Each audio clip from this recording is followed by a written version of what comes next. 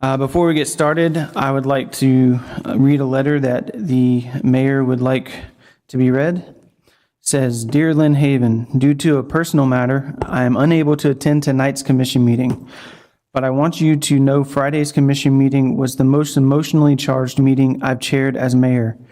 Many people were expressive in their opinion regarding the employment of Mrs. Vicky Gaynor. No matter which side you take, it is important for us to listen to one another, learn from one another, and love one another. Listening, learning, and loving is how we build community and move forward together. Listening, learning, and loving does not mean we will not disagree with one another or hold one another accountable. It means that we can disagree and not be disrespectful.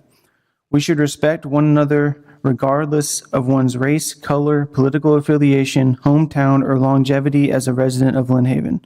In addition to being mayor, I am a pastor.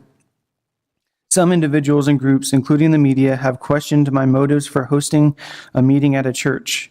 Many people were heartbroken after Friday's decision. This meeting was for the community, black and white, to assemble peacefully, First Amendment. We prayed for Lynn Haven and Mrs. Gaynor's family. We answered questions about statements made during public commentary at Friday's meeting. We encouraged everyone to be safe and ended the meeting with an inspiring song.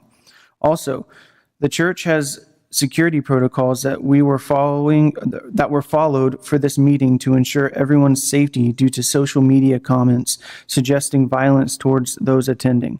The negative social media comments were the reason the media was not permitted to enter the meeting. Many people, especially the senior population, did not feel safe with the media's presence. As a citizen of Lynn Haven, I have seen our communities face the best of times and the worst of times in recent years. Like before, we must move forward together. As always, we are greater together. Mayor Jesse Nelson." All right, at this time, I would like to ask Mike Williams to lead us in the invocation and the Pledge of Allegiance. Evening.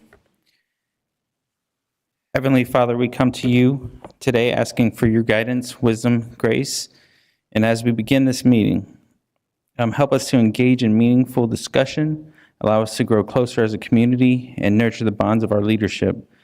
Fill us with your grace, Lord God, as we make decisions that might affect the city, staff, faculty, and community members.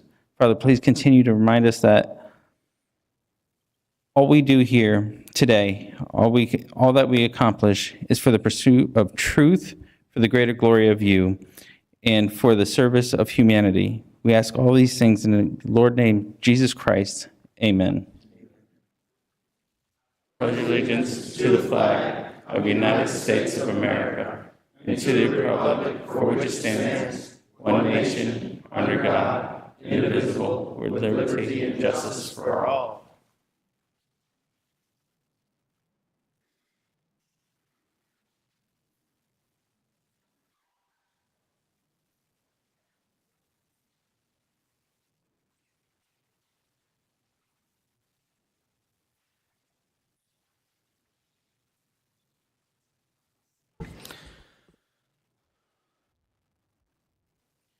All right. At this time, we'll have public commentary. I will call based on the order of the sign-up sheet. Please remember to follow the decorum, and afterwards, if your name's not on the list, I'll allow you to raise your hand and come speak afterwards. All right, first up, we have Zach Detweiler.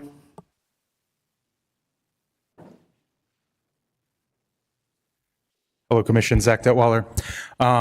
First off, let me start out by saying, as I kind of said on Friday, I don't envy your positions, but I do thank you all for every time that you make the commitment to come in here to lead the city, to make the tough decisions, to listen to the community, and to work towards trying to better it. All 5 of you come in and have made that dedication, and I think it should be appreciated by the community, even if it's not. So let me start out by saying thank you for that. I don't really want to dwell in the past. I don't think it's going to be healthy for the community, but I do believe that the community needs to hear from you. And so the only question that I had today that I would like, just I guess the 3 of you, because the other 2 aren't here, I'd like to hear in your speeches maybe 2 or 3 things that you guys are passionate about in this community, that you guys want to see changes in over the next year or two.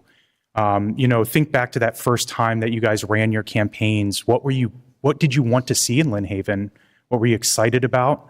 Maybe it's the East Pass or the estuaries and things like that. It's accountability, but, maybe parks and community. What drew you to being a commissioner? And, what do you want to see out of it? And how are we going to accomplish that? Is it better procurement policies? Is it better ordinances? How are we going to get there over the next year? Give us some direction and show us where we're headed. Thank you. All right, next we have Ryan Scray.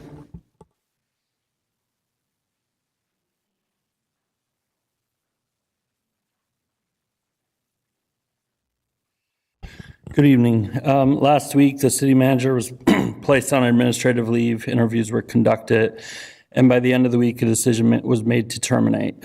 I believe you guys made this decision not politically, but based on facts, process, and a need to protect public trust. Friday's meeting, however, ended with an agenda item left undiscussed. Your priority today should be to keep the city running professionally while the commission searches for a permanent city manager. To me, this means appointing an interim leader who can carry out the direction of the commission. It needs to be someone who will be a team leader, who can trust their department experts, fill key leadership vacancies that are currently open, and support the staff who keep the city functioning every day. It's also time to deconflict roles.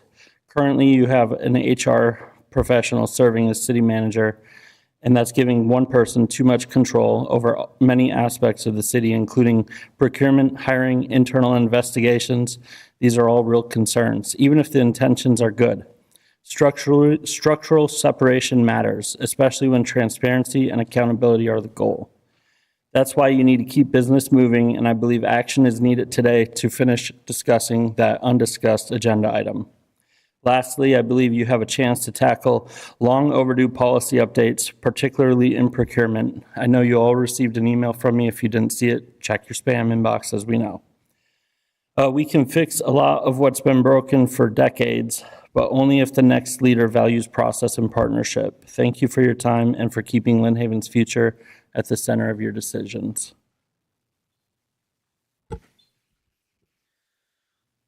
All right, so the next 4 names on this list are signed, and I'll be honest, I can't read them, so I apologize for that. But the next one in line, it's the only person on the list where your first name starts, I believe, with a C and an H. So if that's you, okay.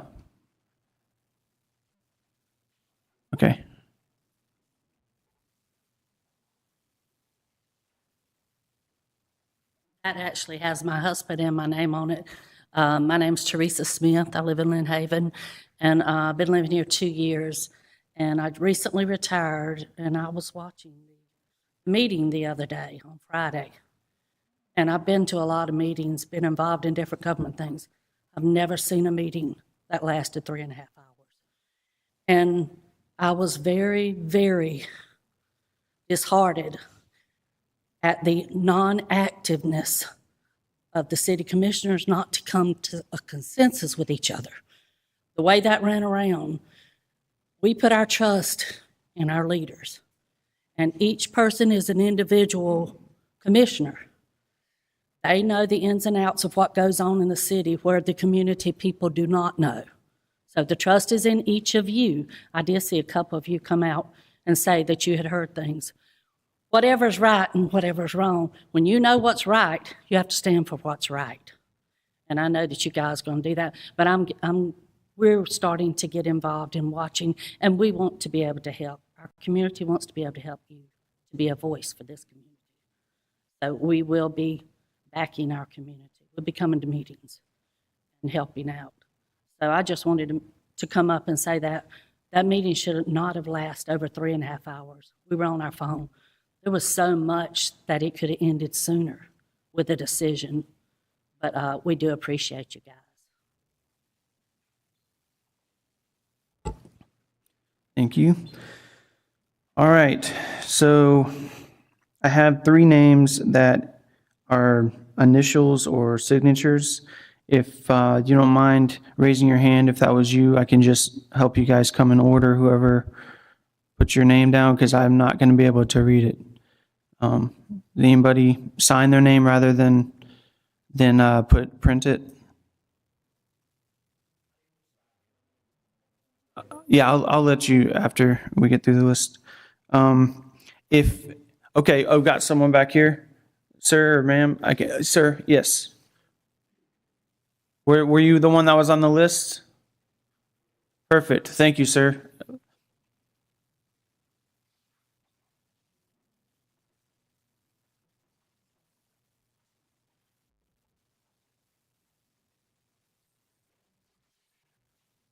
Offering context. David Cromartie, 1315 Wisconsin Avenue, Lynn Haven.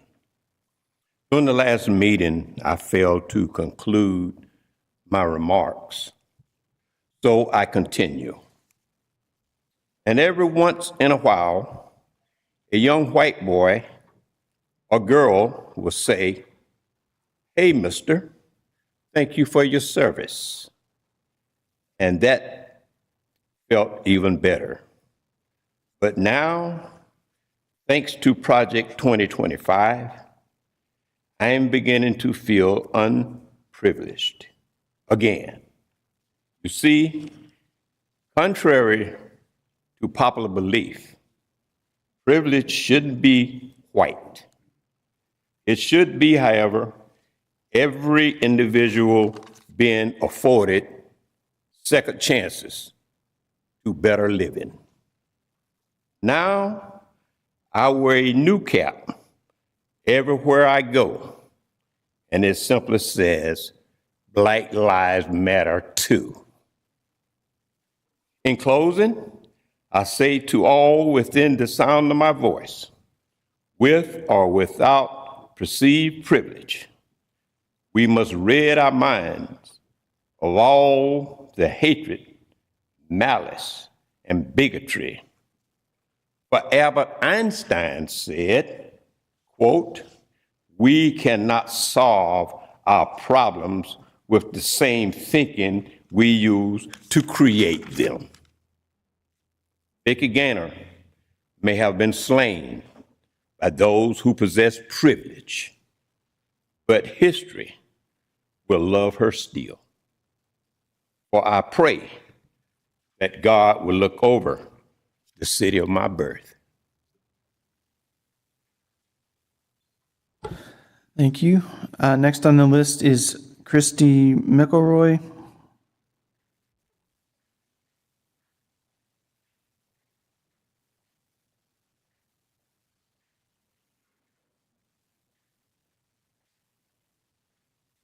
Good evening, Christy McElroy, 57 years, Panhandle resident. Could have moved someplace else, worked for a company out in California, but would fly to California and fly back to the Panhandle. Have a house in Port St. Joe and one in Tallahassee. Dad passed away on Mississippi Avenue. This area is very special to me because I grew up in Panama City. Could you bring the mic down a little bit? Yeah. I appreciate all of you.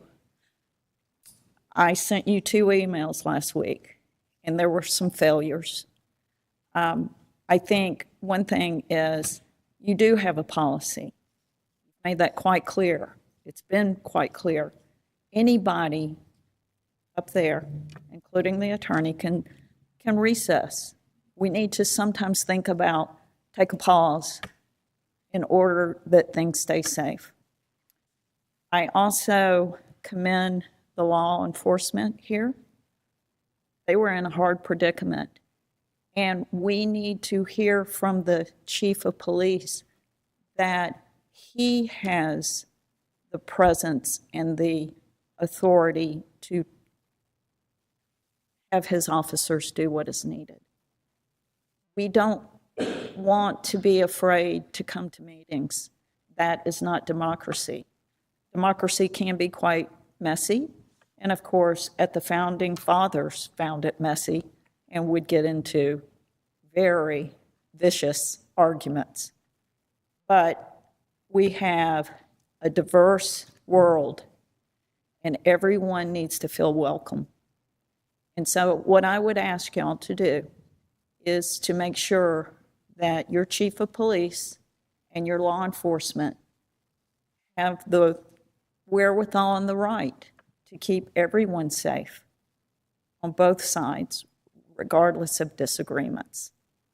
So I would ask for y'all to also utilize your responsibilities, that if things look like they're getting out of hand, take a beat, recess, and reconvene. Thank you.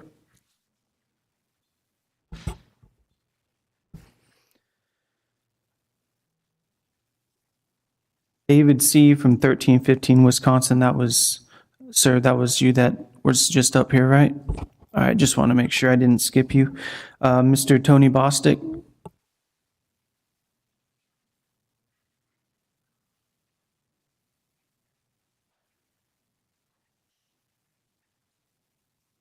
Good afternoon, Commission. Tony Boston, 159 North Kimbrough. What we witnessed on Friday was a grave miscarriage of justice. You can frame it any way you please, but that's exactly what it was. You guys capitulated and let the will and the wish of one man with money cause a grave miscarriage of justice to be carried out. You can frame it, you can twist it, you can do whatever you think you need to do, but history will record that you were absolutely wrong.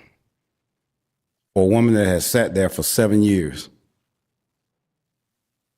and nobody on this commission has come to her defense when she has done and executed everything that you asked her to do. You have taken the word of one man. You took a deposition that was given by a proven liar. It was granted immunity to testify against someone else. And now all of a sudden you want to tell me that you believe that he's the most truthful person in the world. And you carried out I say a grave miscarriage of justice, but it was worse than that. Words just don't come to mind how bad your decision was on Friday. You talk about caring about the city of Lynn Haven. You talk about caring about the residents. But it seems to me that you cared about the opinion and the pocketbook of one person. And now you're going to have to find another city manager. Are you going to capitulate again and find who that one individual wants you to put there? With the exception of you, Mr. Peoples.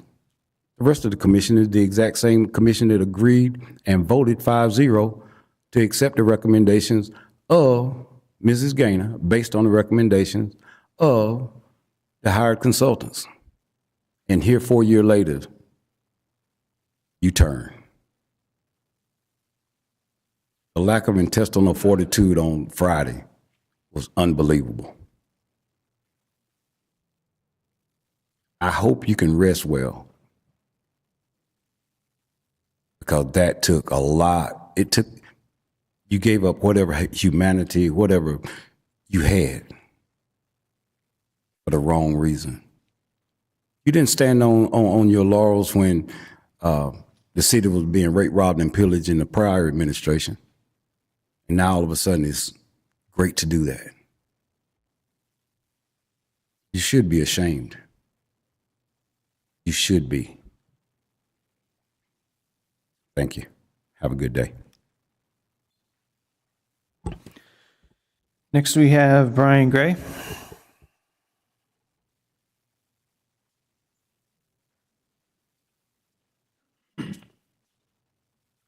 Brian Gray, 1513 East 9th Street. I just wanted to take a moment and come up here and thank you, each and every one of you, for doing a good job and making the right decision last Friday. I know it wasn't easy, and as George Hines said last meeting, I know it's not from the generous compensation package, because definitely not overpaid, that's for sure. But going forward, I just wanted to make two suggestions. One, when we go to look for another city manager, maybe, I think last time, if I remember right, there was 30 applicants or something like that. Maybe we can look for somebody outside that's not, and also, maybe another thing we can consider is a outside forensic audit to kind of know where we're at financially, where everything's at. Because I know when I was on the financial review committee, important questions that everybody needs to know. Who do we owe? How much do we owe? And how we're going to pay it back. We're in a good spot going forward. Love Lynn Haven, got some good people. Thank you.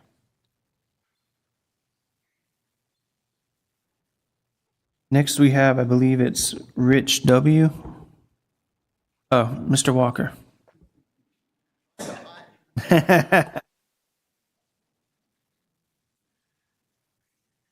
Good evening.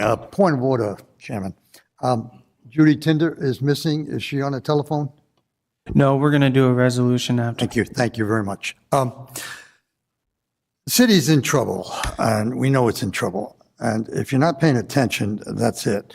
In 2000, when I arrived here, I was asked by the city manager, are you doing better off now than you did before? I said, no. And now at 2025, you can ask the same question, no. It's been downhill since 2000. Not getting any better. And if you're paying attention, and you should be, it's not going to be good in the next 5 years. It's what I'm not Nostradamus, but what I see is I see bankruptcy. I see a lot of problems we're not going to get out of. However, you have 3 directors that are not here anymore. You have a mayor that is going to be, or is possibly going to be taken out of office. You've lost a city manager. And again, I say you have 3 directors. You have 1 director that's in the drop program. You have another director that's lying like a whatever. Not looking good. What you need to do is take a look at the Constitution. Form a new government. In 1950, when they set the charter here, they said, city manager government, which is sweeping the nation, is no good. You get a city manager and you get a dictator. That's in writing. And that's what they said. And that's what we got. We've had it. From John Lynch up. You haven't gotten any better. Got a chance to do something. The Charter Review Board was a sham. You need a new government. Just like in 1776, they said, we the people. That's what you need. Got to form a new government. You've outlived city manager government. City's too big, too much divided. And maybe it's been divided even more. We had people, and I did it, ran for election 3 times. Up against the bureaucracy, never made it. Why do we run for office? Because we want change.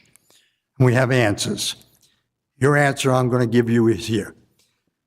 Get ready for a new government and make it a good one. You got a good chance now.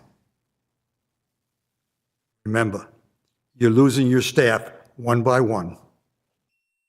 And they're not enjoying working here. Good luck. And I would love to help you if you want. Next, we have Lois Miller.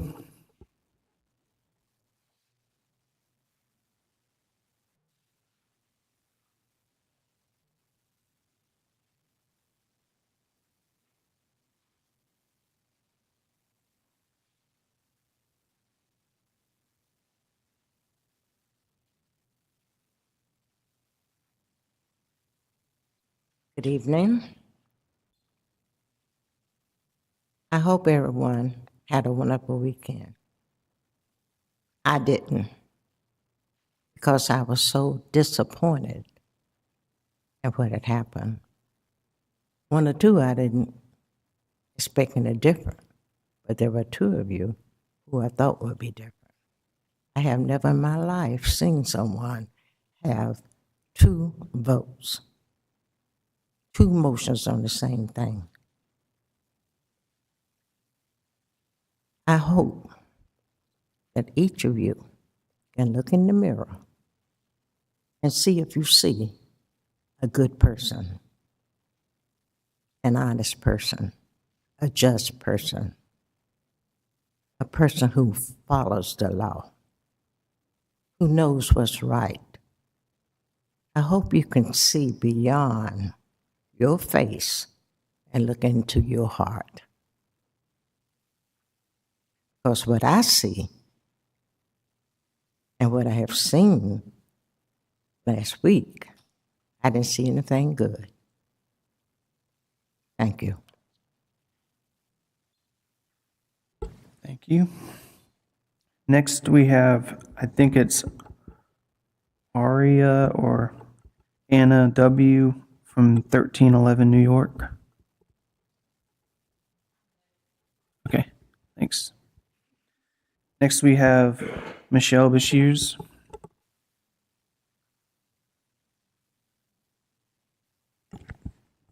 Afternoon, Michelle Bashirs, 811 Louisiana Avenue. Well, what a mess. On Friday, I watched this commission do the right thing by choosing not to terminate Vicki Gaynor. Then an hour later, I watched with disbelief as Commissioner Peebles and Perno made a 180-degree turn. I have no idea what happened.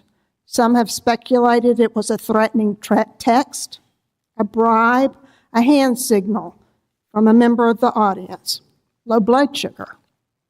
Whatever it was, you will never convince me it was a great decision for the city of Lynn Haven and the majority of the citizens. It certainly was not for our family, as we received several threats this weekend. Guys, you have got to get out of your own heads and out of your own way. You've got to listen to good sound advice. So now I'm going to give some, and not that you'll listen to me, since 3 attorneys couldn't convince you to let the court decide and to wait. Speaking from personal experience, years ago, as a board member of a business, we terminated 4 individuals. I'd studied financial records, read emails and text messages, watched as funds earmarked for specific projects not being used for their intended purpose, but rather they were siphoned off to pay high-salaried individuals. I pored over minutes and read anything I could find in the historic records. Then before making the decision to terminate, I sought wise counsel. I prayed and I prayed and I prayed, and then voted with the majority to terminate. I thought I had done my due diligence. No, I made a bad decision because I didn't know about the backroom deals, the secret handshakes, the lies, and the manipulations. And I would have never guessed that I would have been subject to threats in the afterfall. I put my faith in the hands of evil men. When I tendered my resignation, I shaved my head as a sign of mourning and of my obedience to Yahweh, my strength and my Redeemer. It took me years to recover from the betrayal, and the business never did recover. My advice is to ask someone who has actually experienced the actions you are going to make. Don't ask your wife or girlfriend. Don't ask your best friend or mom. Seek guidance outside of your social circle. Seek experienced, godly men of integrity and wisdom. Don't consider everyone as truthful. Most individuals will twist the truth. Thank you. Next, we have Johnny Bashirs. Johnny Bashirs, 811 Louisiana. There can be no doubt about the extraordinarily good things that Vicki Gaynor accomplished for the city of Lynn Haven and its citizens in the last 4 or 5 years. If you have doubts, you simply have your head in the sand and are blinded by some type of bias. While I was campaigning for commissioner this past cycle, I talked with many Lynn Haven residents who were unhappy that Vicki Gaynor was making as much money as she was. Michael White, under Margot Anderson and Judy Tender, was making essentially the same thing in 2018 that Vicki was raised to in 2025. Yet, nobody batted an eye. For those that complained about Vicki's salary, ask yourself this: why was it okay to pay Michael White his salary, but not Vicki Gaynor's the same? Now, you can say it's not about race or gender, but those are really the only differences. What most said was along the lines of, I don't make that much money, or I would do that job for that pay, or my favorite, the governor does not make that much money. Let's take the last statement first. The governor has a large staff attending to his every need. His housing's paid for, his travel's paid for, probably all his meals are paid for. Face it, the salary he gets is just the tip of the iceberg on what his total compensation package is. It's a popular soundbite, but inaccurate and extreme, and you know it. Then let's look at I would do the job for that pay. I would venture to say that none of those repeating this old saw have a clue about what the job requires and are in no way qualified to do it at any pay rate. Then, what is probably the actual reason people are unhappy, the statement, I don't make that much money. This is jealousy in its purest form. This leads to only one reasonable conclusion. It's because you do not feel a black woman should be making more than you do. Take a deep look into your position and justifications. I'm not saying that anyone is being purposefully racist or sexist, but we live in a systemic system where racial, gender, and sexual preference do result in bias and unjust actions. Too many times we allow our bias to guide our actions when we as adults should strive to ensure everyone is treated not just equally, but justly. It appears that here, most have changed the golden rule from do unto others as you would have them do unto you to he who has the gold makes the rules. In another matter, you as a commission have removed the city manager who was a key element in ensuring the city coffers were full and not misspent. Thanks largely to Vicki Gaynor, we have $19 million operating cushion. This could easily become a slush fund available to be plundered, and I expect each of you to guard it well. In closing, Commissioners Warwick and Tender ran largely on removal of the city manager, the mayor, and the chief of police. So don't think this is the end of the disruption to the city of Lynn Haven. This is a personal agenda driven at the expense of our citizens. We had a safe, prosperous city while Gaynor, Ramey, and Nelson were in place, as well as Judy Vandergrift. What's the plan to stop this disaster you've created? When does the witch hunt stop and the rebuilding begin? When are you going to concentrate on what is best for the city instead of seeking accountability for past grievances? Thank you. Thanks.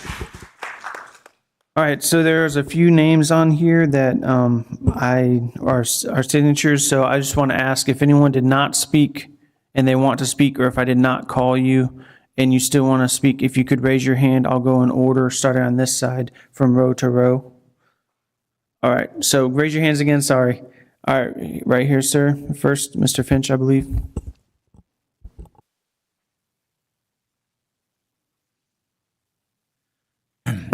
I'm that one that they're talking about. I didn't make Friday's meeting, but I seen it. It was pretty bad. But I'd like for the ones that the commissioner here that's taking money from me to raise their hand. Or somebody that didn't refuse to take my money to raise their hand. There you go. So I want to talk about the mayor here Friday was saying all about Jake's Landing and how I got it and with no problem, and Vicki couldn't have done anything bad to me or anything else because I got Jake's Landing. I want to read this. I approached the city manager about a 90-unit development. What? I approached the city manager about the 90-unit development I wanted to build. The property was in the county. I stated I would annex the property in the city. It would have resulted in roughly $450,000 worth of permit fees to the city. She stated they would love to have the money and the project. I annexed the property into the city. Then it went to the development order. At that time, the city's manager stated that it would only be good for 50 units maximum. I told her that was not our agreement. I would agree to a limit. Why would I agree to limit the development to 50 units when I already have the approvals for more than 90 units from the county? The same property, the same everything.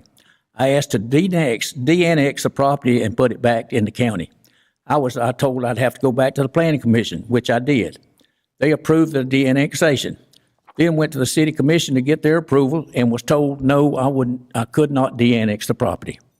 Now I have a major problem. Going from 90 units to 50 units would have resulted in a big financial hit for me. Mr. Warwick made the motion, and Commissioner Aldridge and Mayor Nelson voted yes.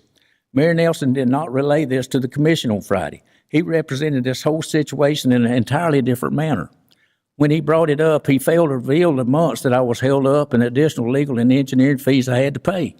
The mayor tried to show the city's approval as the city manager not having an agenda against me. But the truth is the city was forced to legally to approve it. The city manager was against the whole thing the whole time, and I told her I thought she wasn't reading the comprehensive plan correctly because an exemption was available to let the proceed with the 90 units. I was forced to sue the city. The mayor didn't say anything about that. Bottom line, the city accepted the exemption, and after all this problem, I was able to build the project. Let me read the city attorney's letter to the city manager. Vicki, please see the attached email regarding the late Jake's Landing subdivision. It would appear that the comprehensive plan allows for a single access to the site due to the limited roadway frontage on State Road 389. We have reviewed the city's comments on our application and are in the process of addressing them. With regard to the maximum sewer force main between Aberdeen and 390, we're considering the possibility of installing a force main ourselves. If the city gets the engineering and permitting done and provides the materials, we had discussed with Greg Kidwell about the approach. He was agreeable to it. Primarily, it appears that all the obstacles to this project can be overcome in the city to move forward. So they read the comprehensive plan right, and they allowed me to have the 90 units. And we finished the 90 units. But it was misled here Friday. And I have all the documentation. I didn't come up here with nothing but the truth and the documentation, where you voted for not to do it, and the mayor was the deciding vote not to let me de-annex. So thank you. Thank you, sir. All right, let's not clap, okay? No clapping, no clapping. Let's be respectful. All right. Okay, go ahead.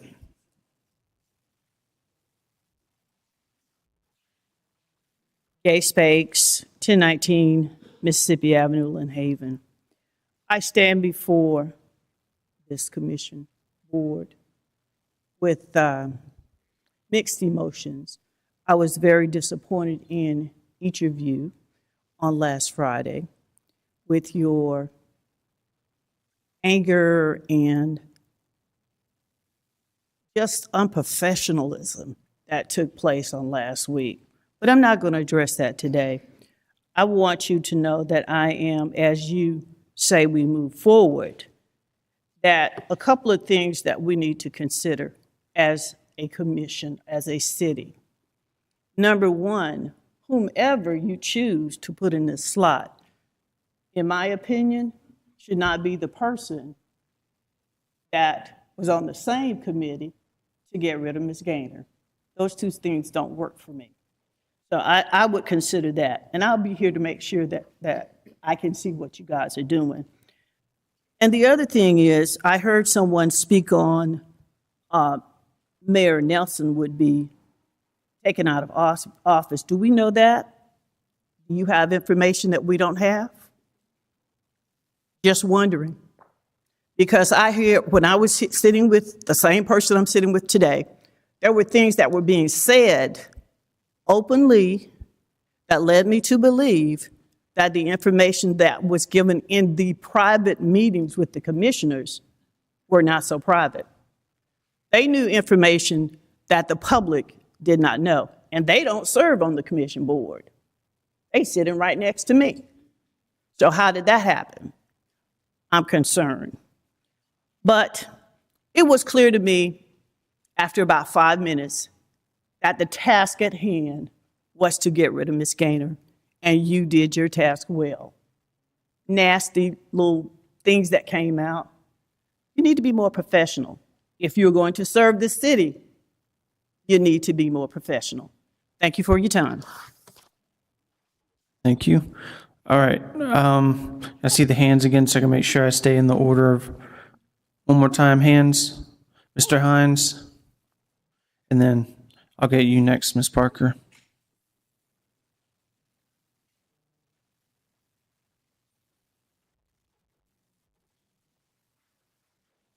(1603) Rhode Island Avenue. I've been here several times before.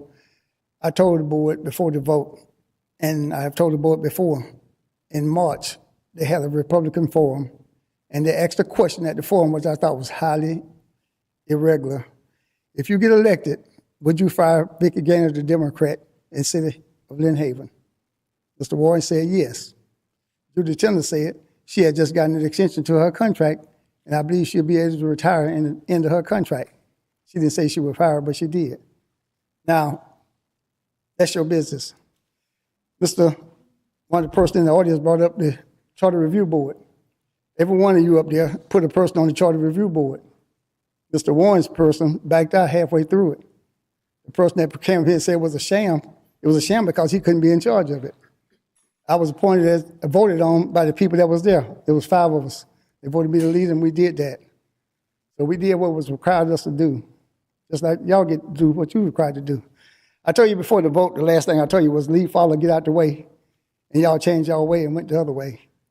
Only thing I want to know is, you had the interview with people on that Wednesday. Some bunch of lawyers got together, each one of y'all talked to the people, had extra questions.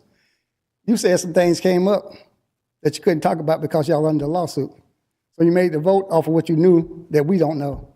So I'd like to know when are y'all gonna be available to tell us what y'all knew that we don't know. Thank you.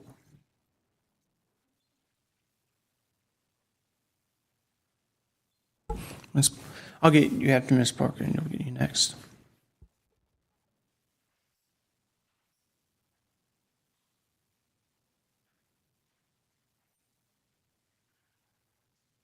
I didn't originally have intentions on speaking, but I am speaking today. The one thing that I want to bring up is originally James Finch had a lawsuit against Chris Lorahan. And the reason why he dropped that lawsuit was so that he could have a deposition on testimony that he gave legally in a court of law, or not in a court of law, but before a lawyer, and gave testimony and said that he should be giving factual information to James Finch on what went on. That is the reason why James Finch dropped his lawsuit, so that he could find out what the truth was on the situation of what happened after the corruption. That information was put on Facebook, not by me, but there is that information. So if anybody wants to look it up, it's there. I know each one of you spoke and know information on what is truthful. And if anybody wants to know what it is, they can look it up because it is public now.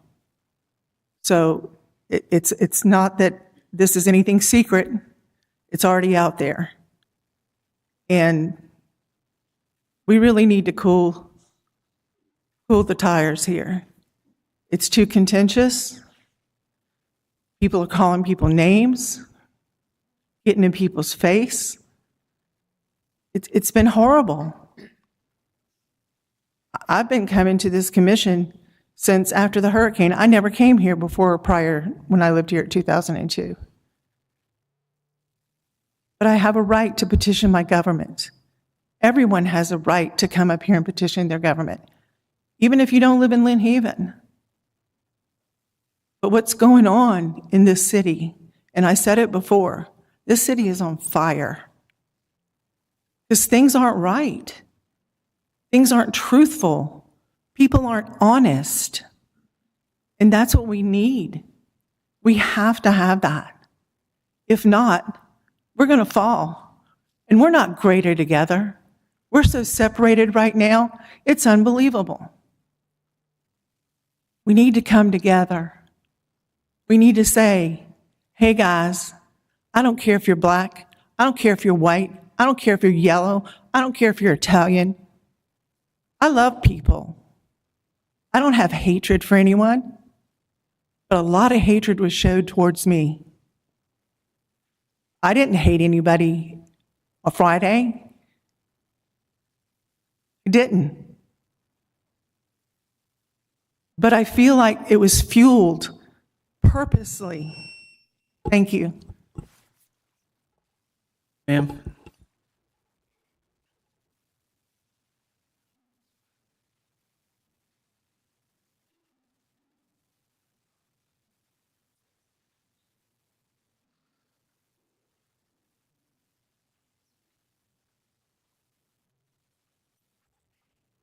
Laretha Miller, 1508 Mississippi Avenue. You, sir, You have fought for this for a long time. You have shown your true colors. You've shown your evilness, and you have gotten what you want. But there are consequences to that. You too. I never would have expected that from you. Never. That what I watched, because I could not be in attendance, was the most embarrassing thing for the city of Lynn Haven. I have always felt like the city of Lynn Haven was charging for greatness in our county. I don't feel that way anymore. What you did, the number of motions, the back and forth was so unnecessary. So unnecessary. I've just never seen anything like that in my life.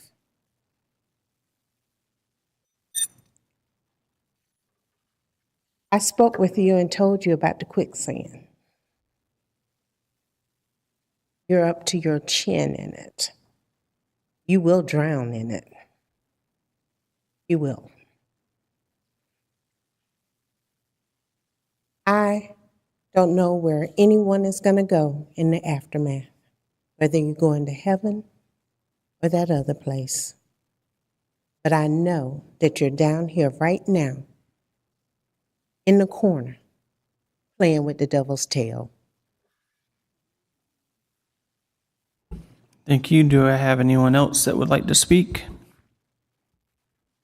Okay. All right. I'm going to go this side first because we gave the opportunity, and then I'll get you next. All right.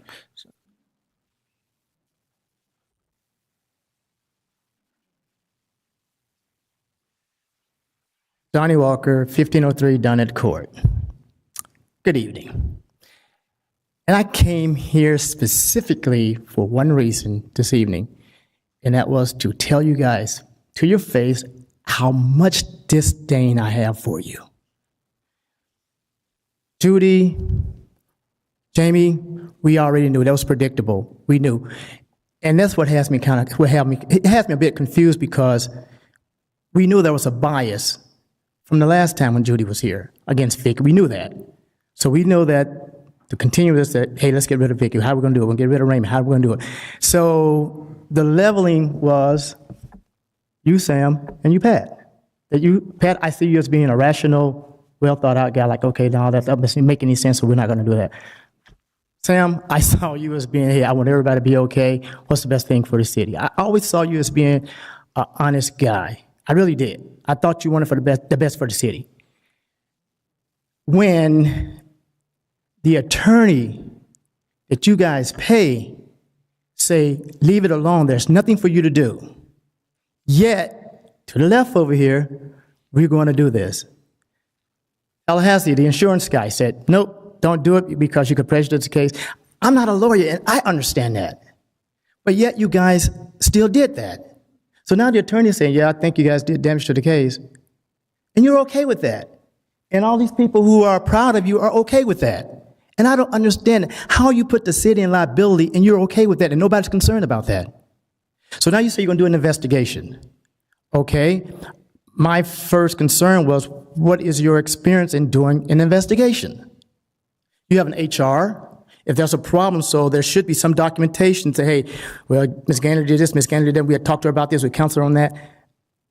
So my understanding was the investigation was referencing a deposition that you guys are going to talk to these folks to find out about this deposition, and that didn't pan out. So you all had other questions. What you say, Jamie, that it was 2 hours and they're questioning folks. Questions that would suit your need, what you were trying to do.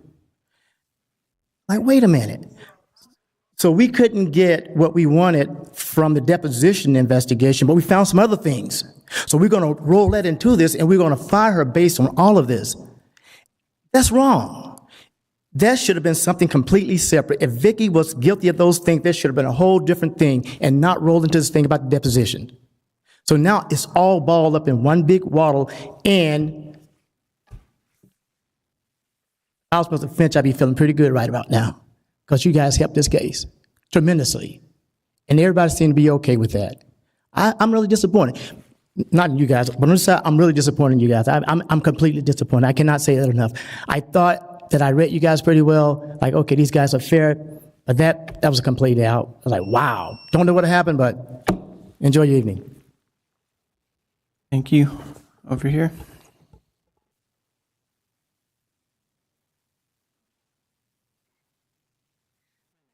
Yeah. I'm just coming to make a broad statement and observation. Y'all are here. We're a community. We voted for y'all to be our representatives here with the city. And right or wrong, y'all have to look at the evidence and make a decision and look into your heart. But I'm here to tell you that what's going on here is a microcosm of what's going on in the rest of the world, in the United States. Evil is not creative. Evil plays by the same playbook time and time and time again. We are a microcosm. Their hope as far as evil is to divide, because divided we fall. I'm not saying dismissing anybody or what they have to say or their grounds, but this division is unbelievable of the community. Right and the truth will always surface. If it's documented and it's done, then it will surface. But we've got to stop this division, because it's going to get worse if we don't put a stop to it. Everybody needs to look into their heart and decide on purpose. We have a community. I believe that it's Mr. Finch. Fortunately, we do have him in the community. He has benefited this community gratefully, and we all took from it. And now you want to crucify him over this, the community itself. But I'm telling you right now, if you look at what's going on here, it's the same thing. It's the open source foundation. It's the George Soros bricks delivered so they can create a riot. This is what's going on here. Evil has infiltrated, and I don't care how far up it goes. If it goes to the county sheriff, they'll be found out. We should have a constitutional sheriff. But this is ridiculous, and everybody, I don't care who you are or what you are, you need to look at it, and you need to look at what we're being set up for, and it is not good. That's all I've got to say. All right, final call for public commentary. All right.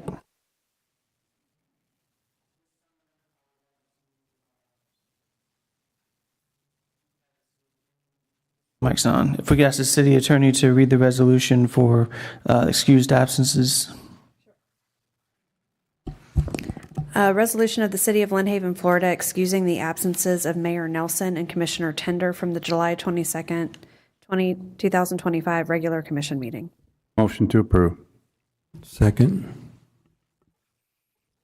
Ms. Hodges, if you call the vote. Commissioner Pro Tem Peoples? Oh, me. Oh, I'm sorry. Motion by Commissioner Warwick, Yes. second by Commissioner Perna, Yes. and Commissioner Pro Tem Peoples. Yes. All right, so moving on to commissioner reports. I don't really have a lot. We've all seen each other a lot this past week. But one thing that the attorney brought up that I think we might want to discuss, and we can use my report to do so, is that when we were in the meeting, we never really came to a decision on how we're going to officially assign a interim city manager. So I would like to discuss possibly adding that to the agenda, that we can at a minimum discuss how we want to handle that. I make a motion to add that discussion to the agenda. Second. So I'll just call the vote. Commissioner Warwick, Yes. Commissioner Perno, Yes. Commissioner Peoples. Yes. Let's add that just for the record. Let's make that number 10. That'll make things easier. It's the first one on the new business. All right, we'll go starting from my left, Commissioner Perno. Thank you, Commissioner Peebles. Thank you, everybody, for being here. I know the decision we made on Friday was not a good decision to some, and it shouldn't be celebrated by others. I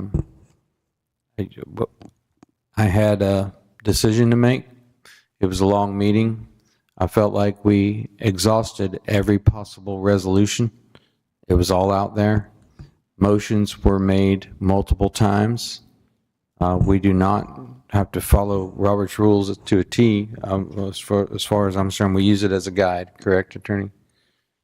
So with having limited outcomes to making a decision on one agenda item, I felt like we had a fair and equitable motion at one time, and I was shocked that it didn't pass. So we went on from there, and at the end, you're boxed into making a decision, and based on what you know, we made a decision. And I do apologize for any inconveniences or anything and any hurt it causes people. But I do know that there was a resolution out there in one of those motions that would have had a whole different outcome to that meeting.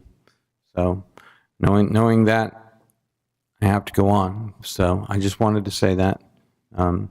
Also, I wanted to say that, Harold, thank you. I emailed you. I was late. I was getting here with raindrops on my shoulder like everybody else. And I had a extra email from Jessica Graham.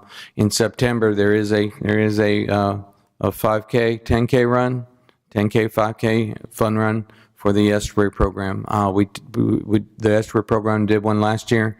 It's at Conservation Park out at the beach. It's a growing event. If you're a runner, it's one of the best events for running of the year, and the time of year is a great time.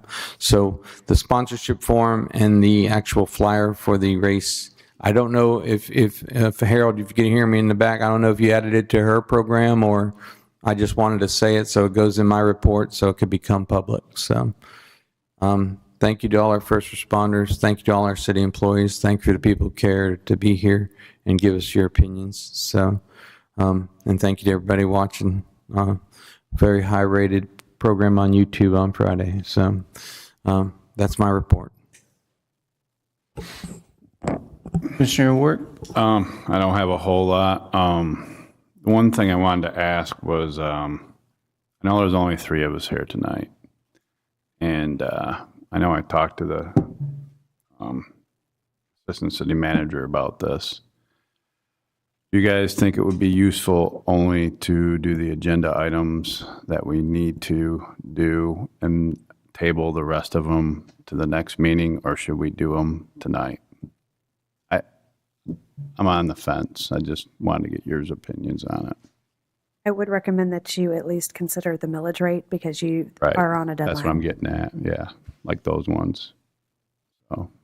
So item number 10 that we just added, and then the millage rate one. I was actually considering asking the same thing about the ones that were here that was talking about the resolution, because the way that our charter is with 3 votes, if there's only 3 of us, and I talked to Jennifer Hodges about it and asked if it would be a burden on the city if we tabled those. So, I mean, I'm glad you're thinking the same way I am. I'm sure the other 2 have valuable input. I just didn't want it to give the appearance that, we're taking advantage of the opportunity that only 3 of us are here. Yeah, for sure. I can see if we're putting off the letter to the for the East Pass, because everybody has an opinion on that. But the strategic plan, we talked about the the ESTRA program. Dr. Graham is here. Yeah, that's fine. I'm Okay. good with that one. I mean, there's no Yeah. action on that. It's No, just a no, no. presentation. It's just that it's information for us that everybody can get. So I just didn't want to waste her time. So Yeah, I agree. I okay, agree. okay. I would also like to point out that with regard to the utility rates, however, we did put notices in all the bills that you would be considering it tonight. So even if you don't consider it, you may want to still receive any public comment for people who came tonight just for that purpose. Okay, I'm good with that. So do I need to make a motion? An item as well. And the motion needs to be specifically to table until your next meeting. Okay. So, we're going to table everything with the exception of the one, which would have been number 10, that we added for the city manager position, the millage rate, and of course, the presentation on the Estuary program, and providing any comments for the utility rates. What about the award of bids? Yes, we need those, and we also need the very last item, which has to do with health benefits. So we need 18, and what was the other one? 17, 16, So you need all those. yes, sir. Okay. So I guess we'll add Just- those in there, which will be most of the agenda. It's really just your resolutions that can be tabled, Okay. and you can take discussion and commentary on those and then table the decision. Is that correct, Attorney? So that would be what used to be 14 and 15, but now it would be 15 and 16, right? Yes. That is correct. And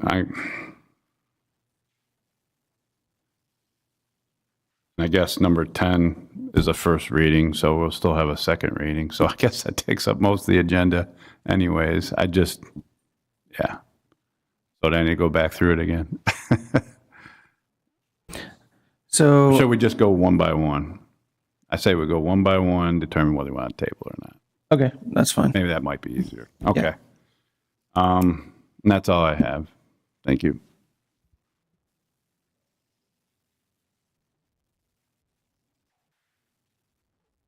All right, so that brings us to the Assistant City Manager's report.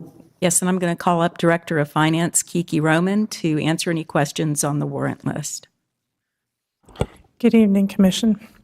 I would like to read to you a section from the City Charter, Section 2-125. It reads, "Each month, the City Manager Clerk shall submit a detailed report of receipts and disbursements to the City Commission. I will inform you that the Finance Committee is currently working on that report and with the goal of beginning that next month. What questions can I answer for you on the warrant list?" Thank you. Right. Thank you, Kiki. And my brief report is, it's been short, but a long week. And all the staff of the city we've all been busy. It's been chaotic. It's been stressful, uncertain, frustrating, but through it all, the staff has persevered, continued to show up and work hard to keep this city operating and moving forward. I am proud, very proud, to work beside each and every one of them, and I want to publicly thank them for staying the course. That's my report. Thank you. And the City Attorney's report? I have no report other than to, report that I have prepared a resolution for the appointment of an interim city manager if you wish to take action on it tonight. That's all. It's full of blanks.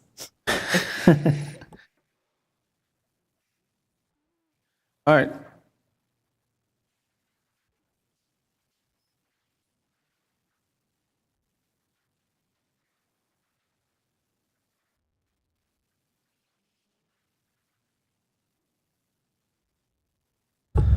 All right, moving on to the consent agenda.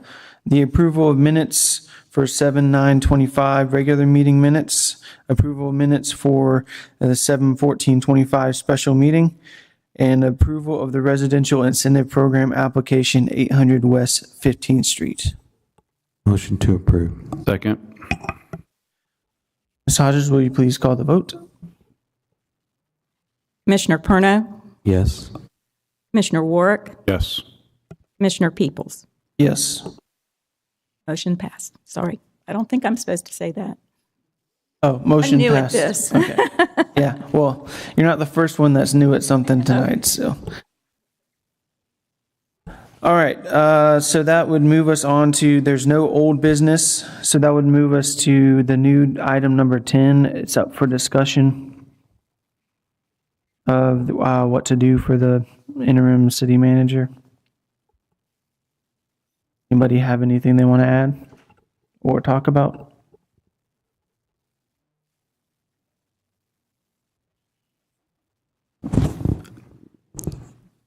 I know this is something that we were going to discuss, and the meeting was adjourned, so I do feel like that we have in our midst someone who's been a city manager before, and we might have someone also on our staff that is a civil engineer and versed in the running of a city.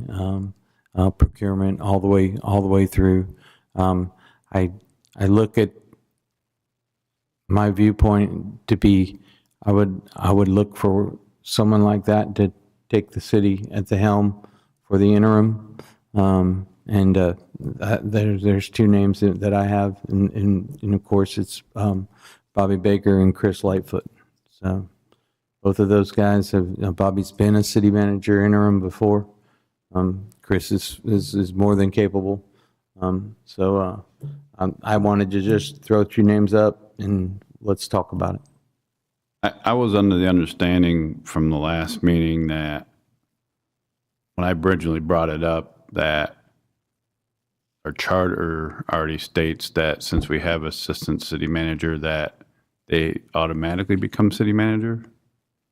And that's in an absence. It's in the absence. Now that she has been terminated, there is no There's a absence. vacancy now. Okay, that I didn't understand. Sorry. I know this is a tough one. I think with everything going on, I know Ms. Hodges has already been assistant city manager. She's already done personnel issues. I'd like to, and I don't know how long it's going to take until we find another city manager. That's probably another thing we need to talk about. But I'm kind of in favor of just letting her take the helm. And the one thing I talked to her about that I think we need to do, and it should have never been set up like this, was, she was HR. She's doing like HR and assistant city manager. And I know we talked about this where you already have someone in mind to fill in as HR so she can just fulfill the city manager duties. Because I think it's important to keep those separated. That's kind of what I'm looking at. All right, well, so I've heard three names. I think we should probably ask these three people if they're even interested. True. That's a good point. Are you interested, or would you be willing? It's a tough job. I can help definitely in the transition and do whatever the commission needs. I do think I have the background, the knowledge, skills, and ability and experience. However, it is a commission decision, and I'd be both honored but also willing to help whoever you put in that position. It is your choice, and you need to make a decision that you feel like would represent not only the commission, but the city and all of our personnel. And yes, Commissioner Warwick, we talked, I've had someone in training and have already asked for that position in the new budget to be made a director position. And if we have to bring that sooner, we can do that. I have no problem with that. Thank you for the opportunity. And then Mr. Baker and Mr. Lightfoot, are you both willing or be okay with that if you got chosen? Yep.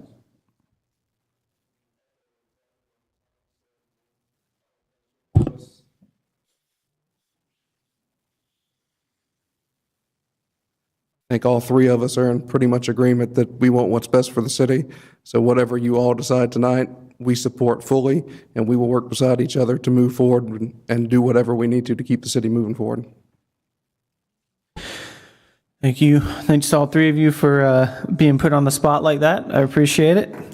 My question is, the attorney sent an email to us around 2:30-ish, something like that. But I got a chance to read it, and it was that the FCCMA offers the ability to do a third-party situation where they will bring in a help you find a recently retired city manager to come in to serve from a 30 to 90 day period. That's an option too. So that's something I wanted to bring up as well. In that situation, I think we'd still have to have someone appointed until that person comes along, of course. That is just something I wanted to bring up, since that's also an option that we can talk about. And just to clarify, they won't provide a body, but they will help get the word out to help you find someone to fill that position if there's no one in your community you want to fill that role for in the longer term, if it's taking longer than you think it might. I think the service is more of a mentorship or helping with the publication and the searching or personnel hunting for a qualified individual. We are a member, it appears, of FCCMA. We are not a member currently of ICMA, which is the international. But we could certainly do that if that provided more services. I don't think it's necessary to receive their assistance. Okay. So this resolution is in two parts. One is the appointment, where you name a person to serve. Part two is where you designate, if you want to, a period of time in which they serve. You can also just say until another interim city manager or permanent city manager is selected. I've got all of those options there for you, not knowing which direction you wanted to go. I will advise, as Sam alluded to earlier, your code does require that resolutions and ordinances be passed by the affirmative vote of 3. So your action needs to be unanimous tonight. I have also suggested to him a way to make that happen without everything failing repeatedly by a vote of 2 to 1. And that's just to start with a ballot that is where you write down the name of your first choice, so that we can see who at least has maybe a majority of the votes. Now, if it's one for each of you, that helps not at all. And those ballots are public records. This is not a secret ballot. This is just a way to get recognition that maybe somebody has 2 votes or someone has 3 votes, so that you can make that motion to appoint and hopefully it be a unanimous So we vote. put like our number 1 choice and number 2 choice? Just write down one name for your first choice, yeah. Okay. It's just a way to move forward. It's not the only way, but I do have some concerns here that your vote needs to be 3-0 for the resolution to be successful. I think I do need to reiterate that. I think it's smart that we say for amount of time, so that like if we choose 30, 60, 90 days, whatever, so that it'll require us to come back and revisit at some point, not just an indefinite, all right, you're the person until we say so. I also would like to, I know that it's not it's not in our charter that we can say, hey, you must do this, but I would like to say to whoever is the interim, I would like to personally ask that you don't make any major personnel hiring or firing. I'd like to have some type of hiring freeze, because I think that would protect all parties involved. It would protect whoever the interim is, it would protect the city, it would protect the staff. That way there's no bias involved. It's just, hey, you're filling in and you are helping us until we find our next city manager. And if in the interim you see something that's like public safety issue or whatever, of course, absolutely. And if you want to pass on your information to the next city manager, that's their prerogative. And it might be you that you're the next city manager, So that's just my request. I cannot tell you to do that, but I would really like that to be the case. So you're saying a hiring freeze on all employees, I would say department heads. department heads? Yeah, because we don't want to limit department heads for junior employees. That could get kind of sticky, right? Because I don't know.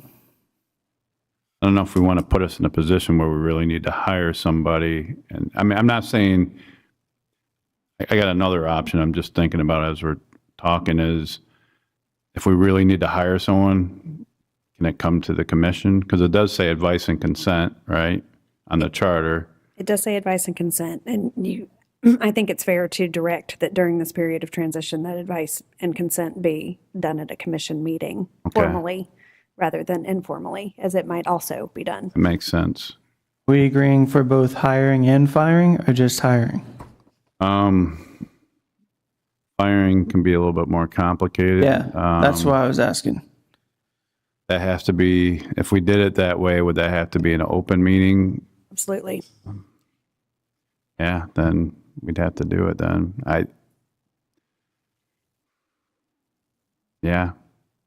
I would say, The firing is tricky because the charter doesn't give you the commission. The advice and consent is not in regard to firing. Right, It it's is only hiring. It's only hiring. So acting in a way that is contrary to the charter, particularly with regard to firing employees that is within the authority of the acting city manager or the interim city manager, as the case may be, Was feels that- dangerous to me. is it dangerous to do it at commission meeting? Is that what I don't think the commission has the authority under your charter. Whoever Right. you appoint as your interim city manager will have the authority to fire employees. So And I don't you're- think you can take that away from them. So your recommendation is not to do the firing through the commission, to bring it to the commission, Right. The commission doesn't get to be involved in the firing. right? It's easy enough to require the formal advice and consent of the commission for hiring decisions. Because your charter contemplates advice and consent. You can direct that be done formally. It doesn't give you any authority for firing. Right, right. Right, but on the flip side of that, if you request something and they do it anyways, you can change out the the interim or permanent city manager, you know. Right. I think that's kind of why it's not in the charter. That's what logically makes sense, is because the city manager, whoever that is, serves at the pleasure of the commission. So, yeah, you're not telling them how to do their job, but, you know, if you don't like how they're doing their job, Right. I guess I would assume that that's the reason why the charter was written that way. I wasn't here when it was. Oh, that makes sense. What do you think, Commissioner Perno? Do we talk or write it down or what? What are we doing? Well, We're were gonna talking give about- names, right? Let's get on with this. we can do that too Let's if you want do to it. start with that, but we were talking about hiring and firing of employees. I think it sounds like we're in agreement as far as hiring have to come to the commission, but I don't know about the firing. Let's pick somebody who's going to hold it down, and I don't want to see any major changes right now. Me neither. But let's give them let's find out who it is and give them an amount of time, and we can what did you say? Guide what we're to. Direct that the advice and consent be done formally by the commission at a We meeting. can just do it at a meeting, and once we have that person, then we will. What was that again? Advise and consent? Advise and We're consent. going to advise and consent the hell out of them as to what we want to do. So let's do it. All right, Okay. so I'm hearing, I'm not, the third party thing, I'm not hearing any more talk about that. So I'm assuming you'd rather just make the decision tonight and go from there. That's what I'm Do it. hearing.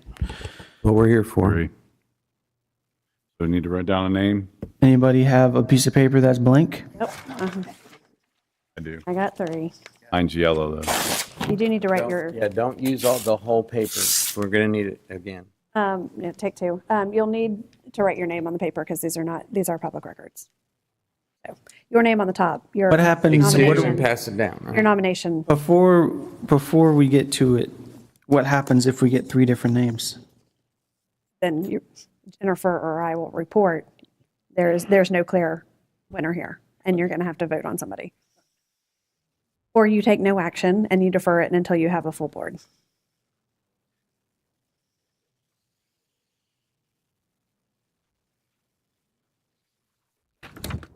Hand it to you. You can give it to me or to Jennifer.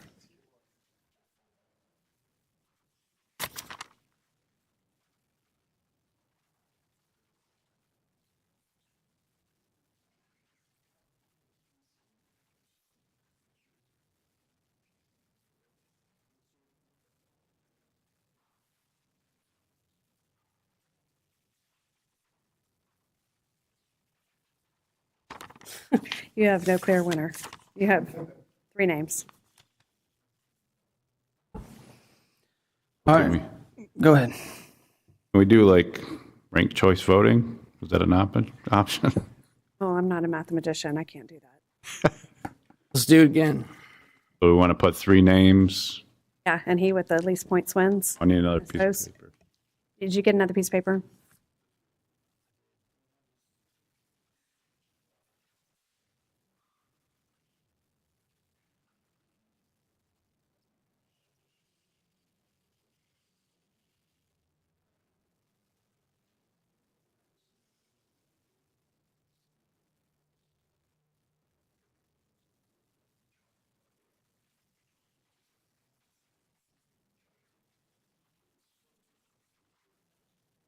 You're not going to rank them?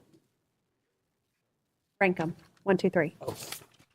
So as that gets tabulated, I just want to thank all 3 of you for stepping up, and it's not an easy decision. I think all 3 of you are great people, so I appreciate it. I'll be happy with any one of you 3 for sure.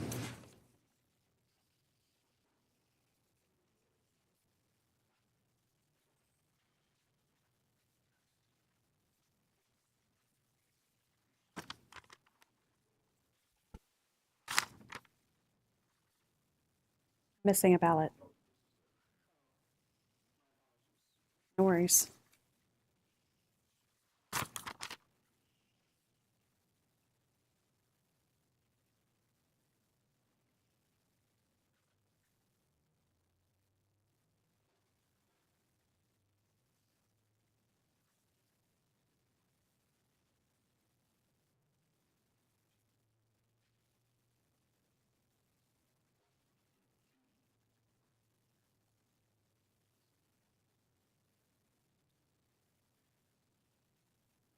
All right, so in your ranking, Chris Lightfoot has the least number of points, so is closest to your number 1 pick under the ranked voting.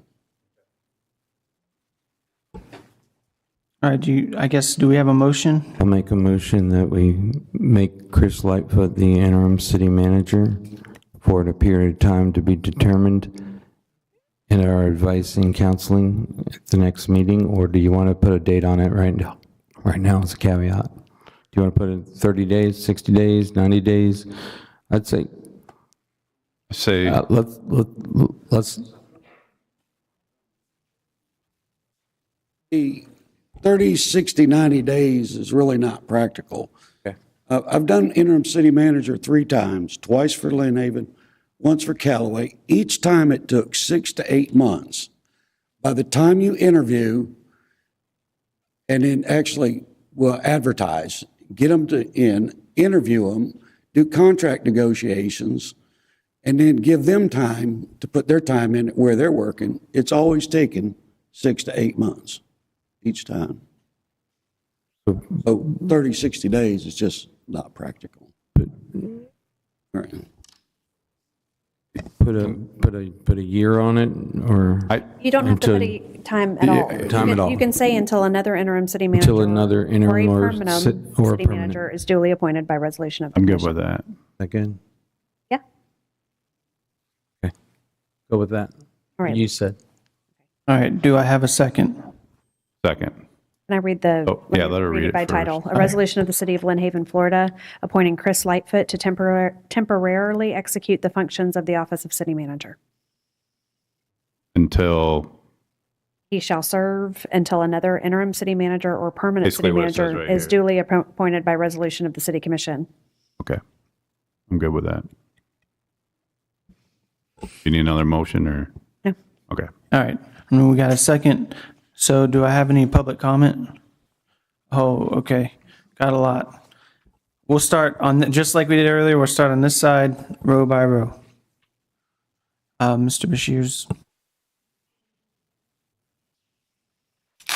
Don't take this the wrong way, please. I like Bobby and I like Chris, but they were the two individuals y'all interviewed in your decisions to terminate Vicki Gaynor. I don't think it's appropriate for either of them to serve in that position at this time based on that interview. I think it, and the lawyer can answer if it gives us more liability or not, but I think it gives us the appearance of impropriety. I don't agree that that's the best solution. You have an assistant city manager that's been acting in that position along, and I think that makes the most sense. That's just my personal opinion, but I think it gives an appearance of impropriety if you use Chris or Bobby. And like I said, I like them both. I think they're perfectly honest people, but I just don't think it's the right decision. Thank you. Can I see the hands again? Or you know what, we'll just do, I'm just gonna say row. Next row.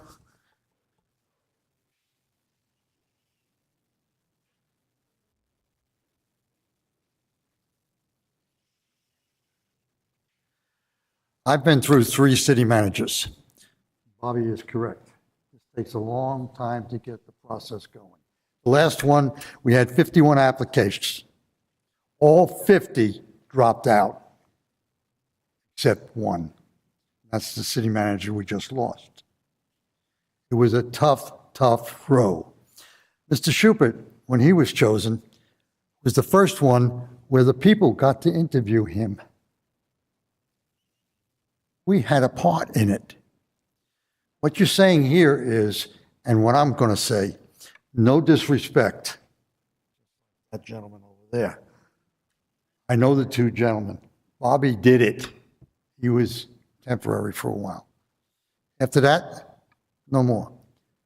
Bobby is in the drop program and he's out of it, okay?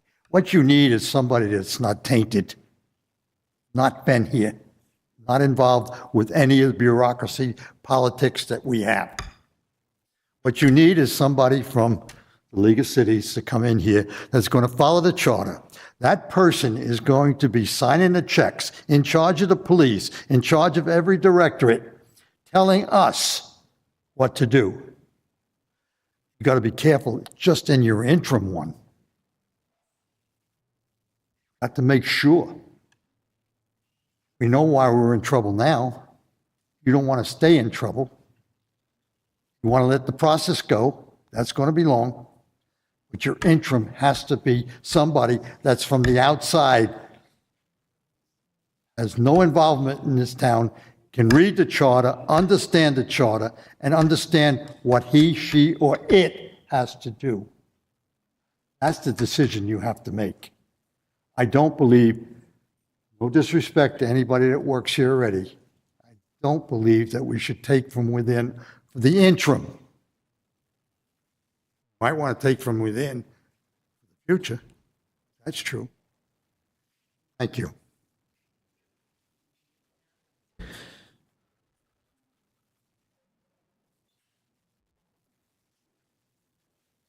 Don't mind me, my knees get bad when the rain comes in.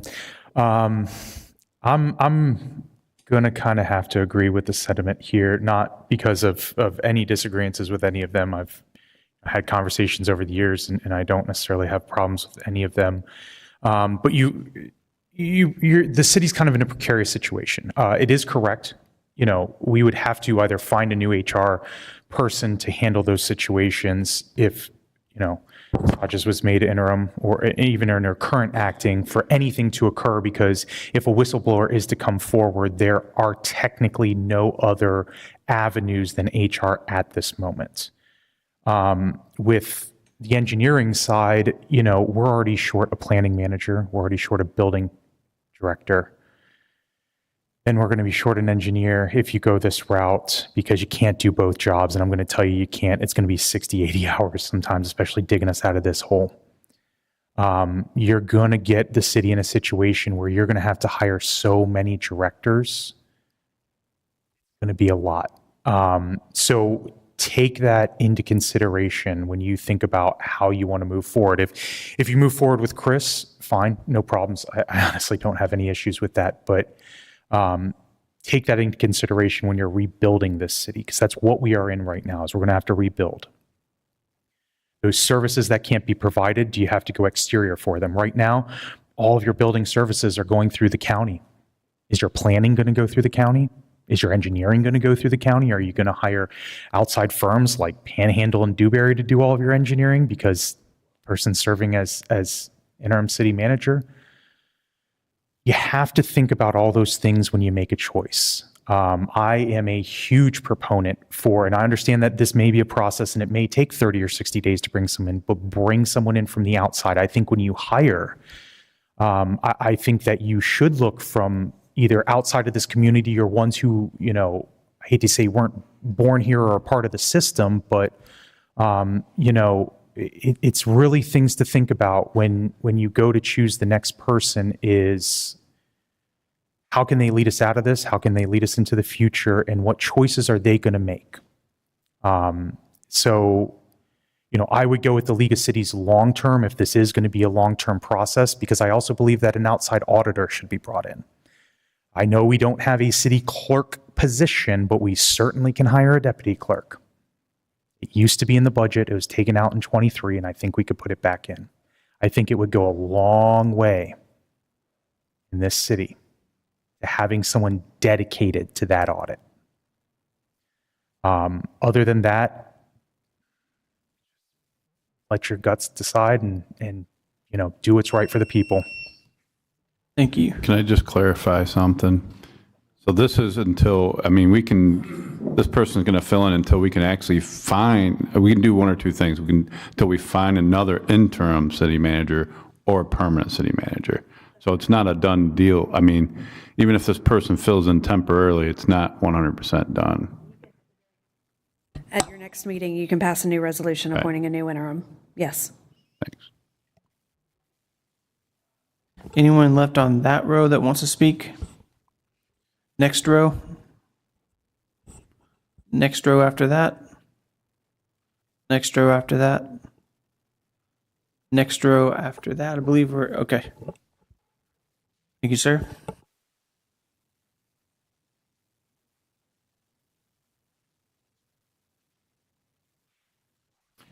I repeat, for Albert Einstein said, we cannot solve our problems with the same thinking we use to create them.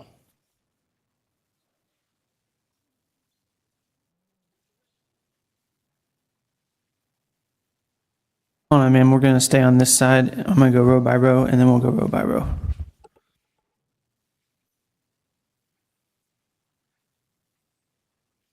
Tony Bostic, 159 North Kimbrell. I said that you guys made bad decisions last week. Would you like me to go out to my truck and get my shovel for you?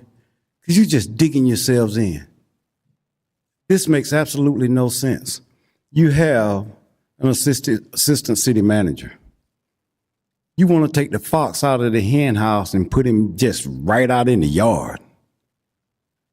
Nobody in their right mind would hire anybody from within the city to do this job when they're compromised as well, just by the fact that you got an investigation that they're going to eventually have to be subpoenaed to testify under oath.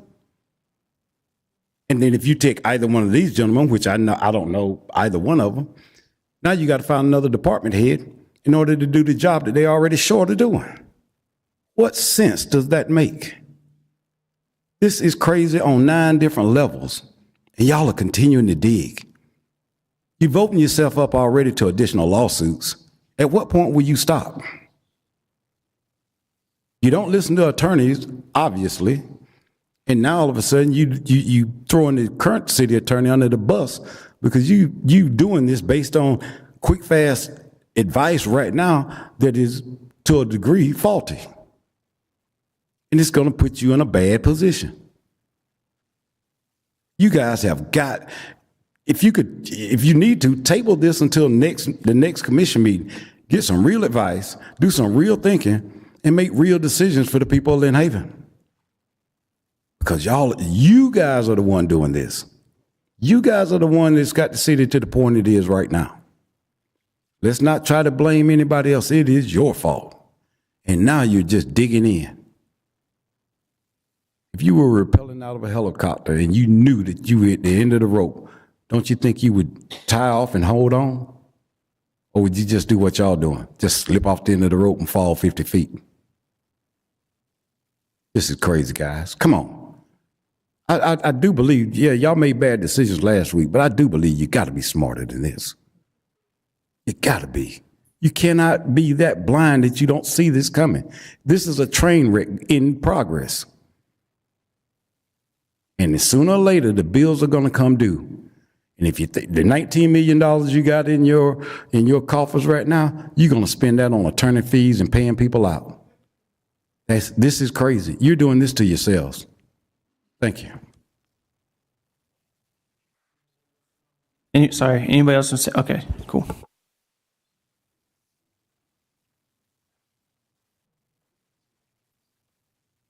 George Hansman, name and everything's on record. I'm getting tired of coming up here and giving logic that not being accepted. Military leadership teaches you. You have a chain of operation, chain of command. If you know you're going to let somebody go, you should already know who you're going to have them replaced with. We have an interim right now. There's nothing wrong with leaving the interim in place until you find out the results of whatever you're trying to find out. If these two actually was part of your investigation on Wednesday, you know that they shouldn't be the city manager replacing the one you just fired. That's all I got to tell you.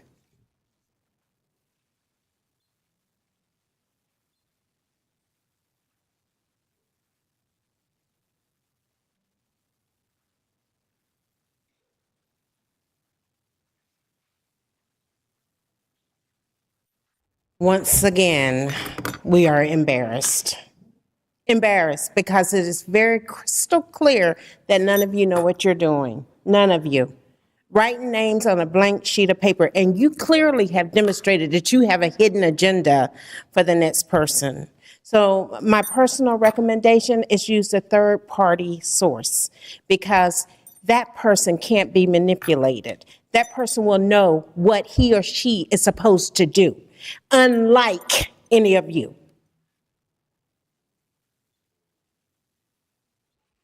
Anybody else from that same row?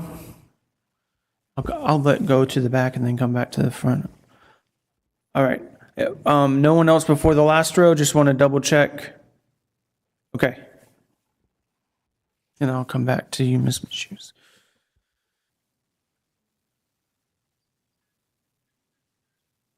Jerry Parker, Red Place.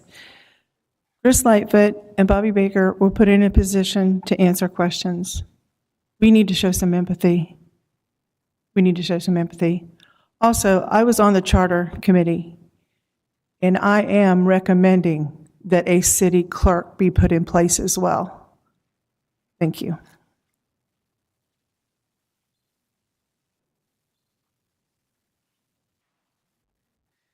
I would like to say that I think this should be a decision of all 5 members of this board. It's not right for the 3 of you to do this at this time. Let this wait for 2 weeks. I don't think it's appropriate at this time. Thank you. Anybody else on this side? All right. Start on this side.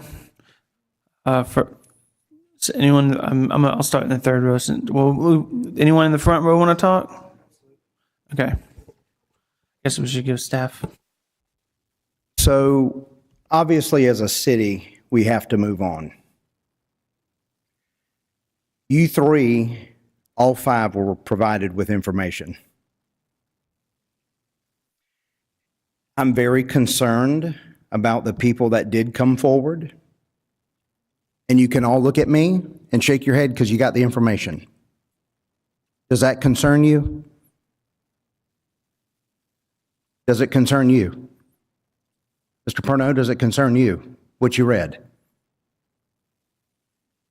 20 hours into this, 20 hours, She's at your restaurant. She's got you on the phone. Who is she coming after? Who is she coming after? Has anybody thought about other department heads that have dealt with this? Why don't you have them come up and speak?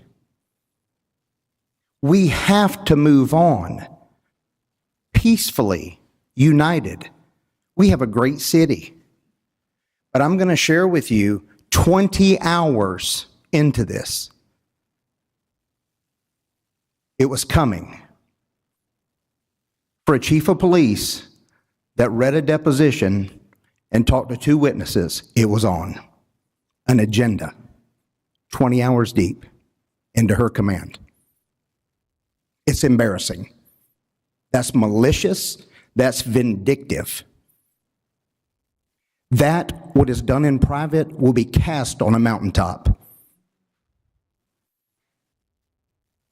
Embarrassing. You 3 protect the people that are truly behind and running the city. Protect them. I have no further. Anybody else in that row? No? All right. Next row. Next row.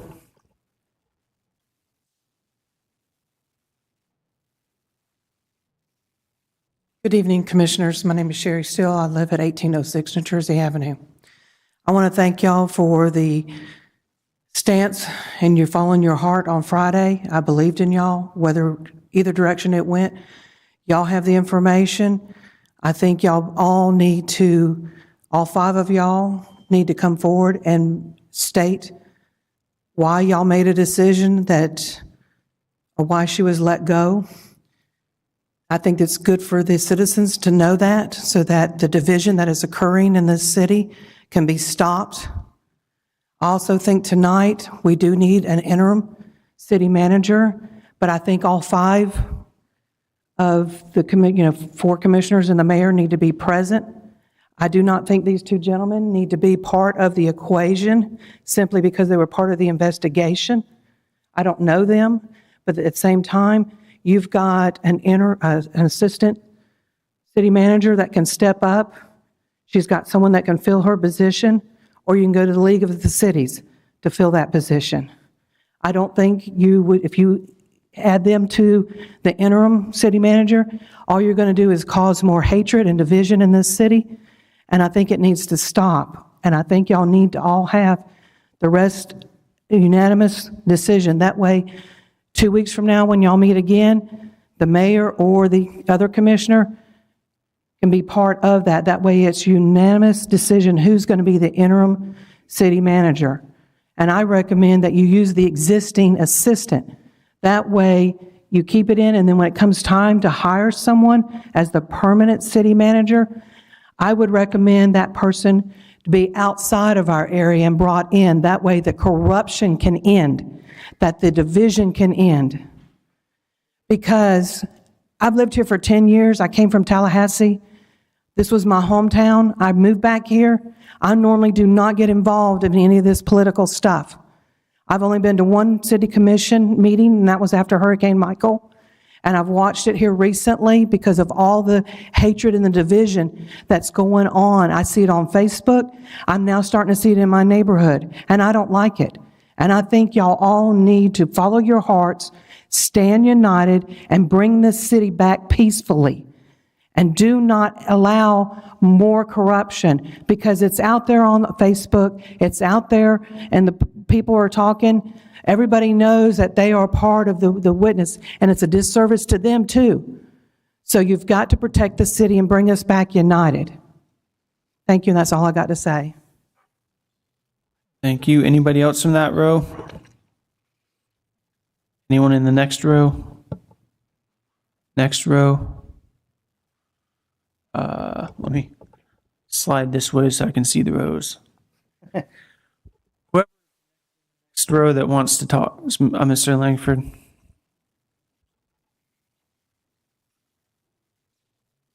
Good evening. I want to echo what everyone else is saying. I know Mr. Lightfoot and I know Mr. Baker, and I think both of them are more than capable of fulfilling this. But I think not only does it put the city in a precarious situation to open themselves up for an angle on a potential lawsuit. I don't think the optics are good on that, and really, I think it would put those individuals in a precarious situation. So, as far as Ms. Hodges is concerned, I mean, we say it all the time. Nobody's shooting at us right now.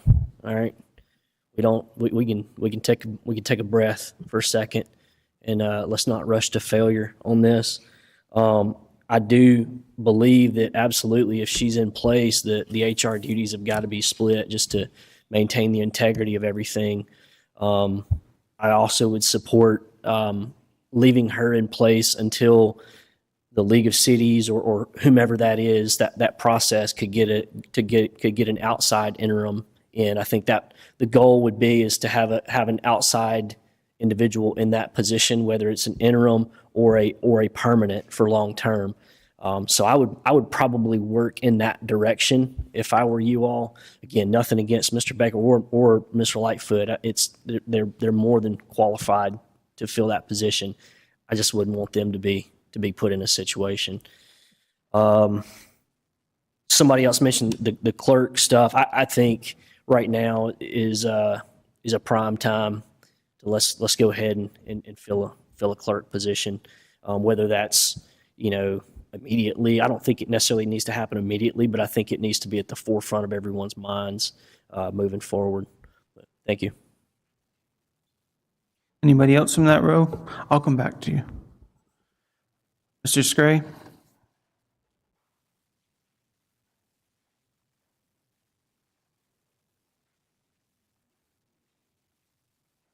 Good evening. There's a lot of talk about optics, and I know I talked to the three of you individually about this previously.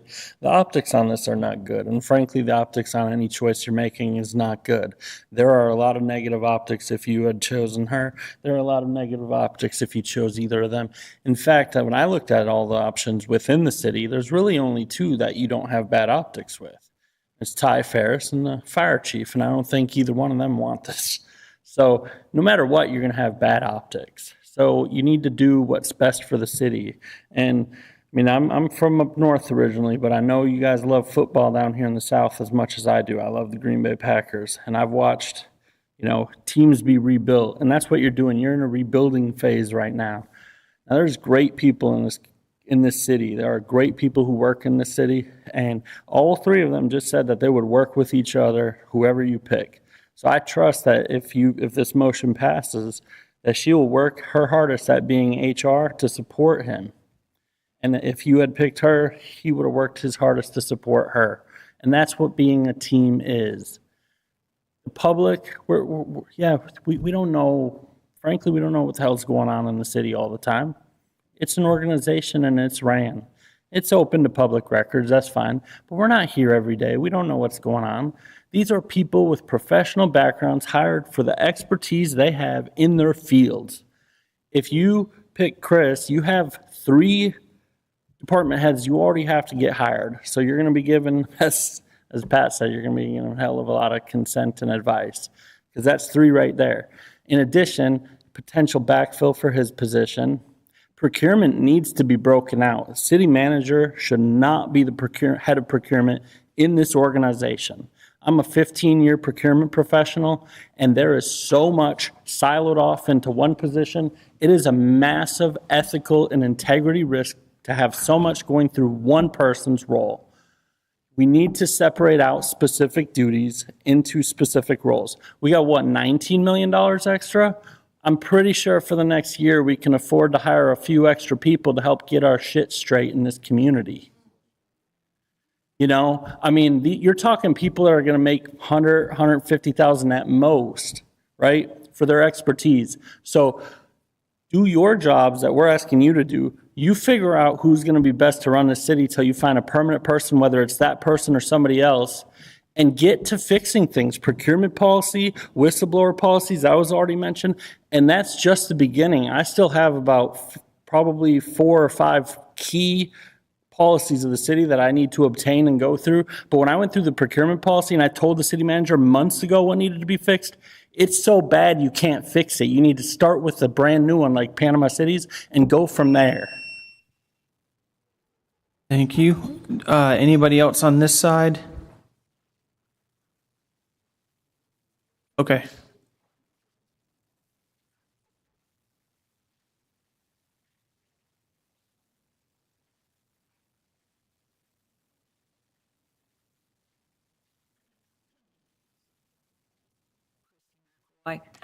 I've been to so many city, county meetings over the last 15 years and other Can you pull places. the mic down so we can hear? Yeah. And actually, I've seen commissioners do exactly what y'all just did. And the thing is, you took the blows about there was a 3-hour meeting on Friday and being told that you were wishy-washy. I got to say, you stepped up, you made a decision. I'm sure that these people are professionals and they'll work together. You think you have time, but you really do not. When there is chaos, the best thing you can do is right the ship as quickly as possible.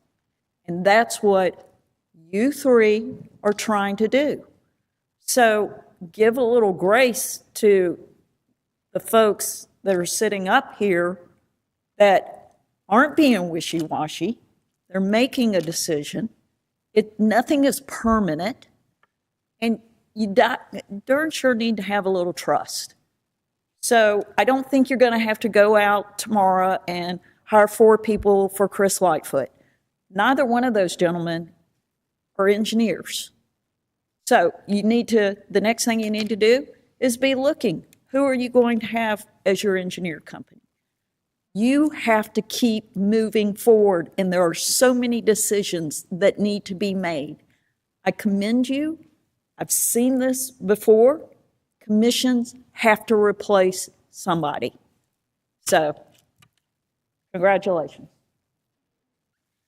Thank you, ma'am. Gay Spakes. I've already been up here once or twice here. As I said originally, don't put the people in place that were instrumental in getting rid of your last city manager. You have an assistant sitting right over there. Why not use what you have? Thank you for your time. Thanks. Anybody else that would like to speak? All right, so let's do a little bit more discussing. I will say this. So we've had, this agenda item wasn't even on the agenda. And the large majority of the people here, well, I would say 100% of the people here had no idea that it would be on the agenda. So they didn't even come prepared to say anything. And the common consensus to me is we need to go third party. I mean, at least 80% of the people out there said that. No, and I'm glad everyone made the comments because a lot of the things that they were saying is what I was thinking. And I want to go third party. We have time to talk about that as a group of 5. Yeah, we do. But like right now, I think we're just, I guess what I was getting at the beginning, that's why I wanted to just go with the process. But I think right now we just need to give them direction that let's go look for an outside person and bring them in, and just because we do already have assistant city manager, and give them that direction, start looking at outside to bring someone in. So what exactly are you suggesting? From the original one that I was going to do, which was Ms. Hodges, just have her, keep her as the assistant city manager, filling in as city manager until we can get an interim city manager to fill in until we find a permanent city manager. Because it's going to, I think Mr. Baker's right, it's going to take 6-8 months before we find somebody. We have a motion in a second. I know, we're going to have to vote on it. I mean, we need to, and it needs to be unanimous. I mean, we could do this at the next meeting. We could move now, and at the next meeting, we could revisit it as 5. But I think we need to vote on this.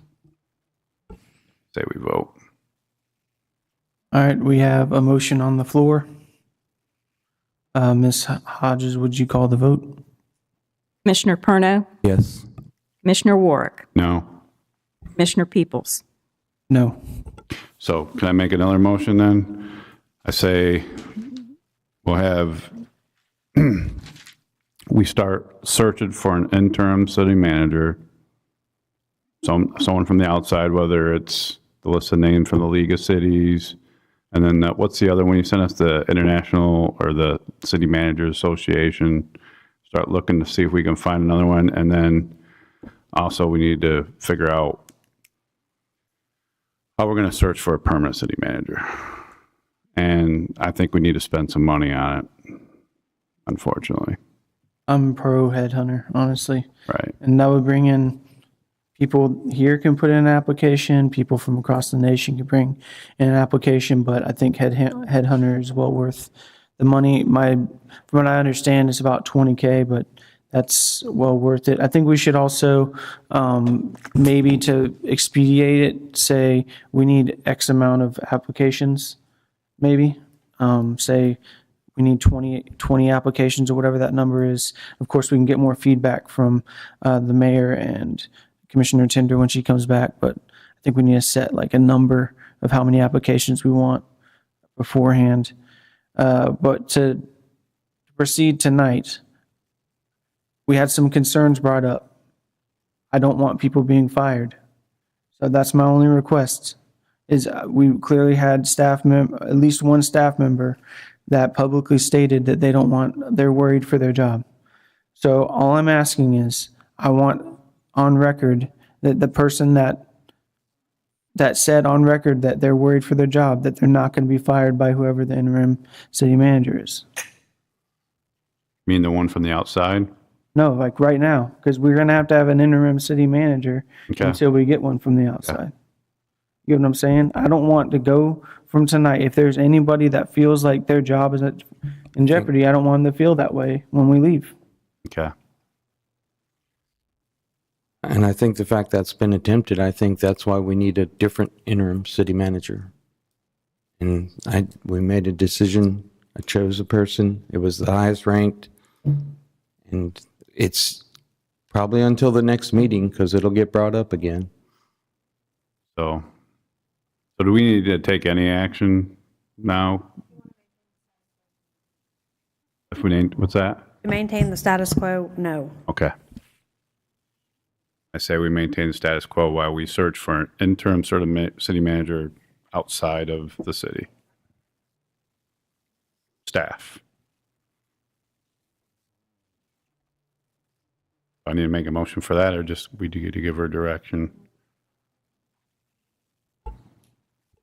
So with regard to the search for whether an external interim or a permanent city manager, I've already reached out to the League of Cities. I've already reached out to FCCMA. I can tell them officially we would like their assistance in putting the word out. Okay. We still need staff to prepare a city profile, a salary range, confirm some details of the job.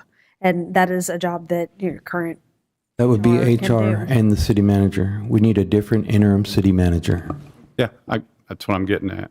But they can, outside interim city manager. But they can put that information, they can prepare that basic information to get the word out. Internally. You want an internal?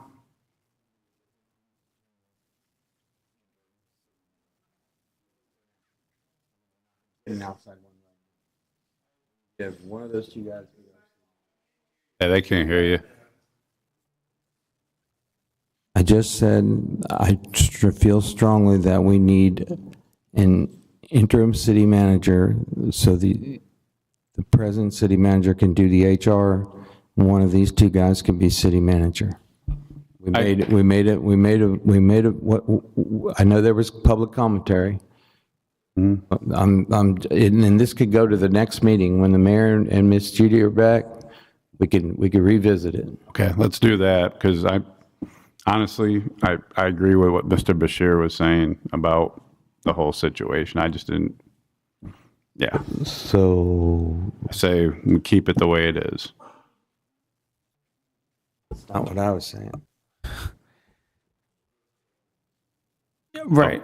Can I, just to make the staff member that came up here and said on record that they're worried for their job, can we have it on record that these people are not going to be fired if we do that? All right, well, then make a motion, status quo, no firing until we get another interim city manager that's from the outside area. Is that what you want?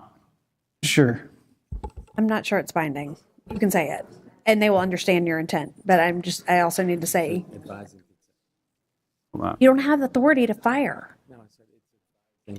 And it's only available on hiring, as long as we're clear. Okay. I understand what your wishes are, and I think anyone who's serving in the role will understand your wishes are. But in terms of what your legal authority is, Right. you're crossing a line. Yeah, I'm Okay, not. So I can't make that motion. Yeah. It's I don't not, think it's binding. You can make it in your motion because that's the direction you want to give staff. It's just not legally binding. Okay, then well, if it's not legally binding, then there's no sense of me making the motion. So. right. But can think we, she- it's rather than directing legally, can we just all say on record, we wish no one to be fired? I mean, because the reality is that, yes, we cannot direct that, but we have people that are concerned, and I want them to feel that they're not concerned. You know, like, yeah, we cannot legally direct them, but if they serve at our pleasure, and we have 3 people up here saying, hey, we don't want you to fire someone, that's kind of going to look bad if you end up firing that person. You know what I'm saying? Does that make sense? All right. All right, so I vote to table it until the next meeting. That's my motion. Do we have a second?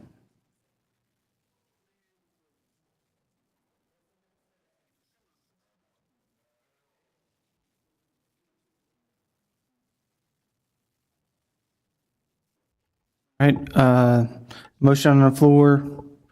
The second, we did not get a second, so it died.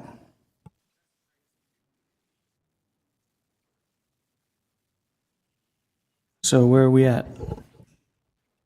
This was an item, it was a discussion item. Yeah. There was a resolution available for your action. So far, there's no action to take. You have the authority to appoint an interim. You do not have to. It is not mandatory. It is discretionary. Make a motion. Well, my motion was to appoint Chris Lightfoot, and we couldn't do that, so how about Bobby Baker?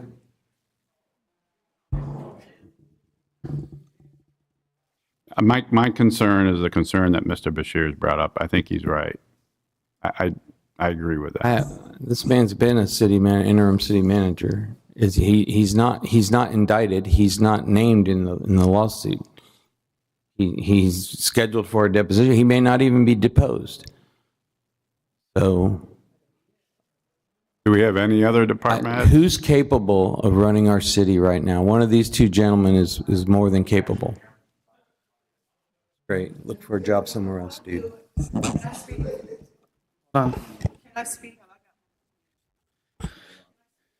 Yeah, we don't have a motion on the floor. I'm sorry. We don't have a motion on the floor. Question. Yeah. What I've seen in the last 72 hours, one of these 2 guys. Well, the issue here is we have to have 3 people vote yes on something to pass it, and I don't foresee that. I don't see that happening.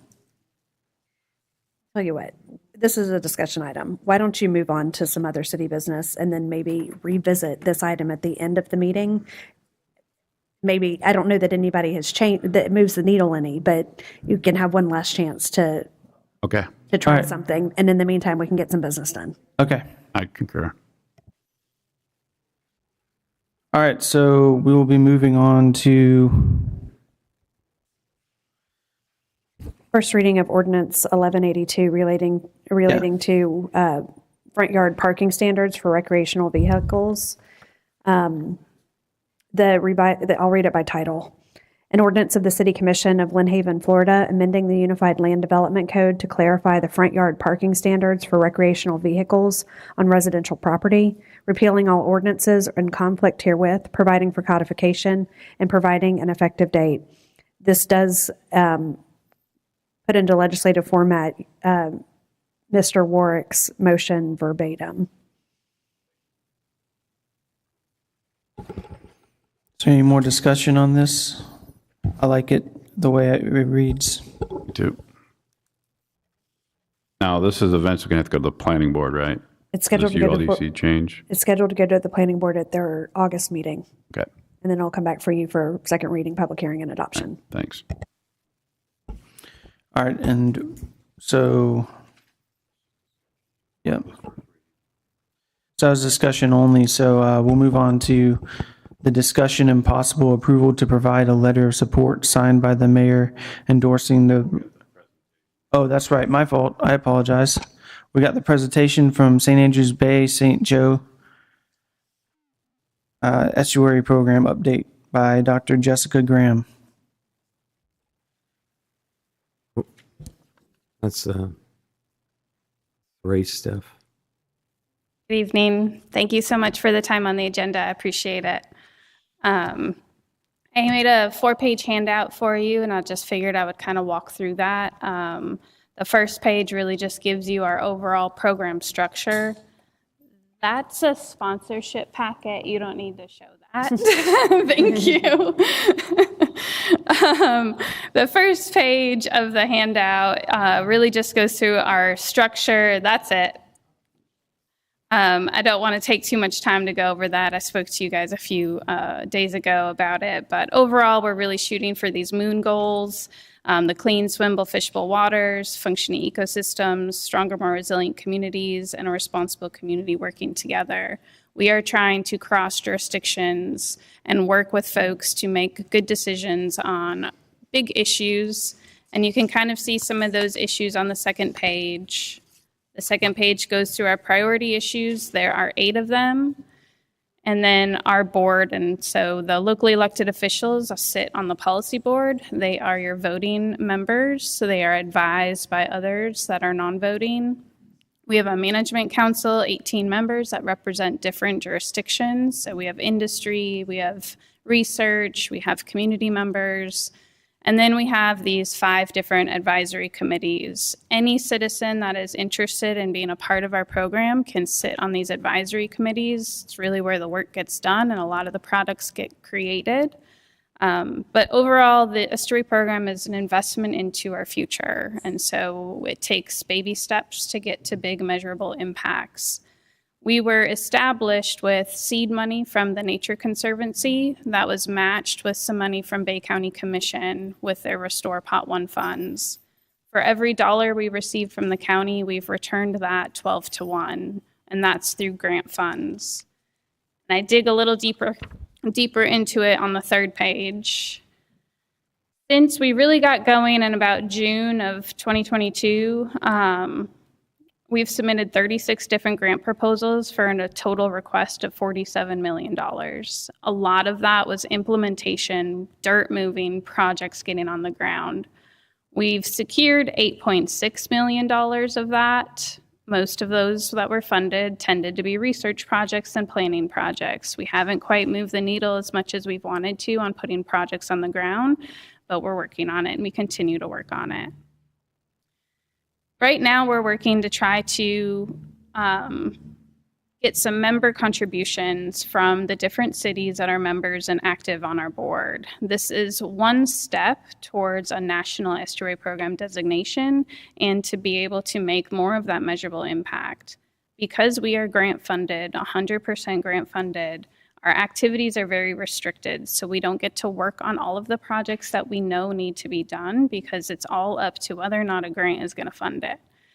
And so I've put together some of the funding diversity of anticipated funding by source on the third page. And it's really, you can see primarily over almost 80% of our funding is still federal grants. We're going to continue to look for those grants. I just got a notice that we received another one today that'll help to better understand our water quality across the bay. I put together, one of the citizens previously asked me, what is Lynn Haven going to get? If we contribute, what is Lynn Haven going to get? And so I tried to kind of put some tangible items to that. We've written a lot of grants in collaboration with your staff to try to get funded. We aren't always successful, but that doesn't mean that the work isn't put into that. The estimated return on investment for more tangible products is almost $200,000. Indirect project support, so we get projects that ultimately benefit Lynn Haven, so things like stormwater potential. We are looking at an analysis to identify areas for reforestation across all of Bay County, but Lynn Haven's included in that. So that's what I mean by that indirect project support. So total support today for just Lynn Haven is $4.8 million since we got started. And we're going to continue to do that. On that last page, we have the highlighted projects, ones that we are working on or we have already completed on that left-hand side, and then wish list projects. These are things that I've worked with staff to identify, worked on grant proposals, so getting McKitchen's Bayou, addressing that sedimentation issue that's closing that in, living shorelines in different locations, 17th Street Stormwater Regional Wetland, we're going to get it funded. Promise one day we're going to get it funded. We're talking about a flooding reporting system. Being able to get accurate and up-to-date information on flooding is critical for getting more grants. You can say it's flooding, but they want documentation when it comes to Resilient Florida funding. So those are the types of things that we're trying to help create and alleviate your staff needs to be able to create that and manage that on our own, but then be able to provide that to you all to be able to leverage for additional funding to come in the door. And we have lots of wish list projects. We can go on and on for those, but also large scale ones. One that I'm working on right now with the county to get funded is microbial and nutrient source tracking project.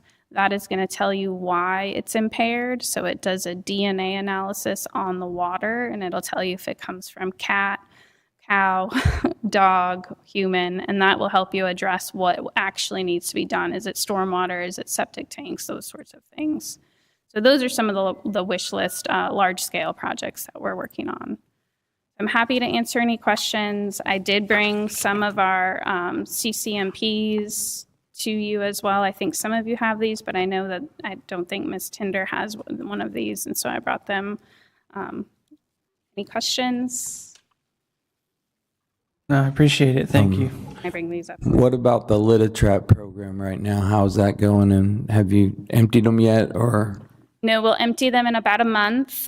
We did check on them when we first installed and it started raining really hard. So they were fine. They managed to make it through the rain. So now we're just going to wait. It'll be about 3 more weeks before we collect. We did do Parkers. We installed them in Parker as well, and we did collect through that as well. And we did catch some trash. We also caught some debris as well. Thank you. Thank you.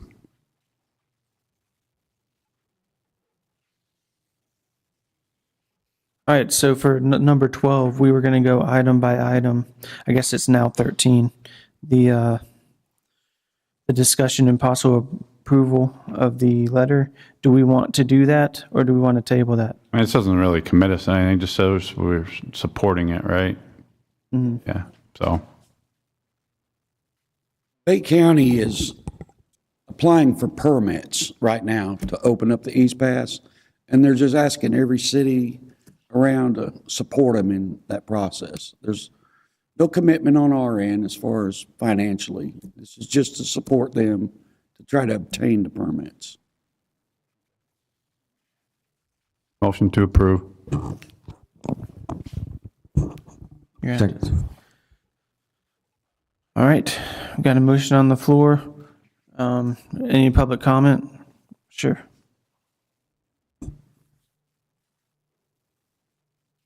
Hey guys, so putting a little bit of my professional cap on. I love these type of organizations. I don't think that cities and counties really truly appreciate the level of work that they do until it's, 15, 20 years down the road and you guys are finally reaping the benefits and stuff like that. But, with rapid development growth, with especially, them talking about needing to redesign the dam, with the way that water flows and stuff like that, as much as I've come up here and preached about trees and how important they are in our communities, the water is just as important. There's entire ecosystems that rely on it. The way that, we build homes and things run off into them, like College Point, for instance, I don't think people know that sewer doesn't run all the way down into it. But that type of information is going to help impact your decisions in the future. And I just want to say, it is great to see them getting funding. It is great to see them having support. And these types of things, I love to see them. I'm a science nerd at heart, and anytime you get to see this stuff working. I remember the first time I put out a poll about probably 3-4 years old. I mean, my dad had helped me with it, but I grew up in Clearwater, and we have great, beautiful, clean water there. But it is because of the way that we're set up. You go into the bay, it's a little different. Clearwater, Tampa, St. Pete area, unfortunately, grew too fast to understand what decimating their mangroves was going to do to their system. And so I would hope that Bay County gets the enlightenment of this information that's going to come and really thinks about, future planning and future development, because these types of things will impact our grandchildren if they choose to still live here. With that said, I know East Pass was brought up. One suggestion I threw it out about a year ago with the Beach Drive stuff going on. But you're going to need a place to put everything that you're going to dredge out for East Pass. And I think one of the options is putting Beach Drive, I know it's not particularly related to this, but putting that into a conservancy out from the mean high tide water line, actually building a berm there so that you have some storm surge, protection there, building the beach out, and then you'd actually be able to put a sidewalk way away from where all the owners would be. But finding those creative ways in a community to look at a problem over here and go, we could utilize these resources and put it over there, and having that cohesion between communities and cities and stuff like that can go a long way to solving problems. So not just in this, but in everything. Start looking to your neighbors and to the county, and let's start actually working as a community to do good things. Thank you. Mr. Walker, you wanted to speak?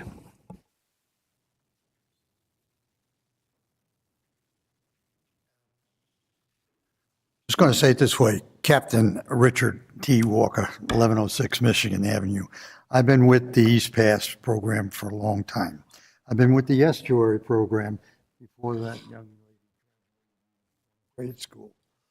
So this goes back to the days of the Blue Water Horizon problem. In the Estuary problem, I'm just going to go a little data. In the Estuary problem, we got involved in $5 million of donations from Bay County to prevent anything coming into us. That didn't work. We didn't get anything out of it. That's gone. In the Estuary program that I started with back then and before then, that never came to fruit. But it dealt with the area that we're talking about, Lynn Haven. It deals with Fannin Bayou. It deals with the bayous out there. The United States government put the fuel depot there, contaminated that area, and they owned it. Now Marina Island LLC is going to put a 400 boat slip in there and try and use the old dock. These things are going to impact in the estuary. Most people here did not know what the estuary is about. You've got so many creeks, Econfina, etc., Bear Creek, everything dumping into there. And that's supplying a flow back to the East Pass. Dozer and Bay County worked on this for years. They've been still working on it. Anything to help this, to make the natural flow of water out of the East Pass and into the East Pass is going to be a help. It's going to take care of the weeds, seaweed, the oysters, which are gone, and everything else, and make nature come back. So with the Estuary program and the East Pass, anything that can help that out. Being a captain on a boat and going out of there many years and bringing maybe something back, I would appreciate any help they can get. Thank you very much. Thank you. Anybody else? All right, there's a motion on the floor. Ms. Hodges, will you please call the vote? Commissioner Warwick, Yes. Commissioner Perno, Yes. Commissioner Peoples. Yes. All right, motion passed. Next, we have the discussion and possible approval to set the proposed millage rate and hearing dates for the purposes of submission on the certificate of taxable value to the property appraiser's office pursuant to the Trim Act. Good evening. Typically, this is an administrative type event. I have a bit of a different challenge this year.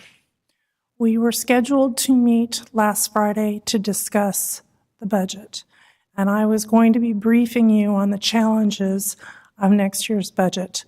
I am not given that opportunity now. Tonight, we need a decision about the dates and the ceiling for the millage rate. The dates are easy. We will continue with the regularly scheduled dates, the second Tuesday and the fourth Tuesday of September. Both meetings will be at 5:30 in the afternoon. Now comes the millage rate. The former city manager had always informed me she wanted me to report to you a ceiling of 4.2. We have a number of different challenges this year. This is where I was going to brief you on last Friday.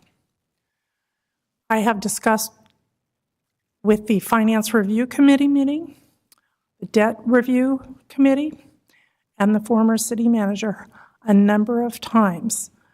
Hurricane Michael Disaster Fund 101 will be out of money at the end of the month. We will be in a negative cash position of about $315,000, which means in fiscal 26, the general fund will need to make those debt service payments of $2.8 million. That's out of the general fund. So I know that the residents have the $19 million that keeps being repeated. That $19 million is going to have to take care of the debt service for the 2019 bond. Right now, I am asking, the documents I sent you are at 4.2. I am suggesting that we set the ceiling tonight, we can always go down, we can't go up. I'm suggesting that we set the ceiling at 4.5 with the idea that we do more research and have that meeting that we were supposed to schedule last Friday, get that scheduled as soon as possible so we can nail these numbers down. Just so everyone understands, we go through this every year. When people see this, they think it's a done deal, and it's not. Because if we don't go high enough, then we really put ourselves in a corner. Correct. So it's not a done deal. We can go as low as we want, right? Correct. We just can't go above whatever we set it tonight. Whatever you direct me to tonight, we cannot go above it. Right. We can go below it. Right. Okay. Yeah, I specifically remember that from about 2 years ago, having yeah. this conversation. So Kiki set me straight, so. yeah, she does good work. Yeah. So What's the county ceiling right now? I don't know. Do you know what the county ceiling is? I understand that they are not proposing an increase to their regular millage, that they are proposing a 12 mils. I believe it's 12 mils to the fire assessment.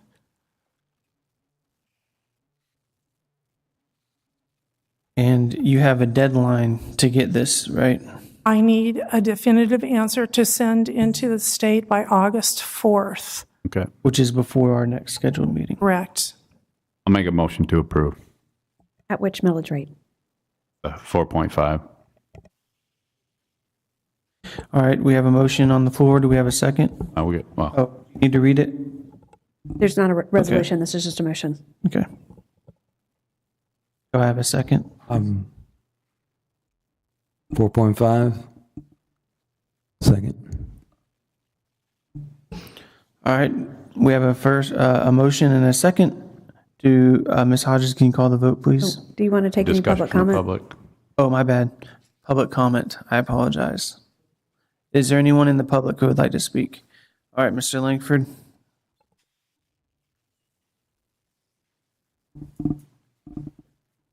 I don't remember, but is there, I think there's a state statute that allows, or that restricts rather, the increase of millage rate every year. I think that's the thing, and I may be completely incorrect on that, but if we know that the millage rate can only increase by whatever it is, I'm just going to throw out a number, 1.2 every year, all right, then I would, what good does it do to run the numbers at 4.5 if you can never increase to that amount? Okay, so it's not, so you can only, so maybe I'm misunderstanding then. That was the only question I had. Thank you. Any more public comment? Nope. All right, I apologize for almost skipping public comments, my first time. So, all right, and thank you for whoever pointed out that we need a public comment. Thank you. All right, so we've got a motion on the floor with a second. Ms. Hodges, can you please call the vote? Commissioner Warwick. Yes. Commissioner Perna. Yes. Commissioner Peoples. Yes. Motion passed. All right, moving on to the number, what was originally 14, I guess it would be 15 now. It's a discussion and possible approval of Resolution 2025-07458, amending Chapter 70 and 54, the fee schedule and Appendix A, utility rates. We did talk about potentially tabling this one. I'm in favor of tabling. Do you want to go ahead and talk to it, though? This portion needs to be advertised Okay. and was advertised for this meeting. Okay. I understand if you table it, we can be discussed. However, before you decide if you're going to table it or not, this has been reviewed and recommended by the Finance Review Committee. So we followed the same methodology that we have in the last couple of years. I crunched the numbers based on capital improvements that were given to me by Mr. Lightfoot. We discussed it quite extensively at the Finance Review Committee. The increases are modest, and these increases are included in the budget that I just told you about. Thank you. I appreciate that. I would also remind you that because this has been noticed for consideration tonight in all of the bills of your city utility customers, to at least invite public comment if there's anybody who came here for that purpose Okay. tonight. Just make a motion to approve, and we go to the, And then if there's a second, we'll go to there's a public second, we'll comment. go to public comments. Motion to approve. Hold on. To approve this or to approve tabling it? No, to approve this. She said it's been to the review committees. It's been noticed. Yes. I see no reason why we can't do the city's business, guys. Motion to approve. Second. Let me read it by title. A resolution of the City of Lynn Haven, Florida, amending Chapters 54 and 70 of the fee schedule and Appendix A of the Lynn Haven Code of Ordinances and providing for an effective date. Specifically, these new rates will go into effect October 1, 2025. This resolution is effective immediately, but these new rates will go into effect October 1, 2025. All right, thank you. All right, we've got a motion on the floor with a second. Is there any public commentary?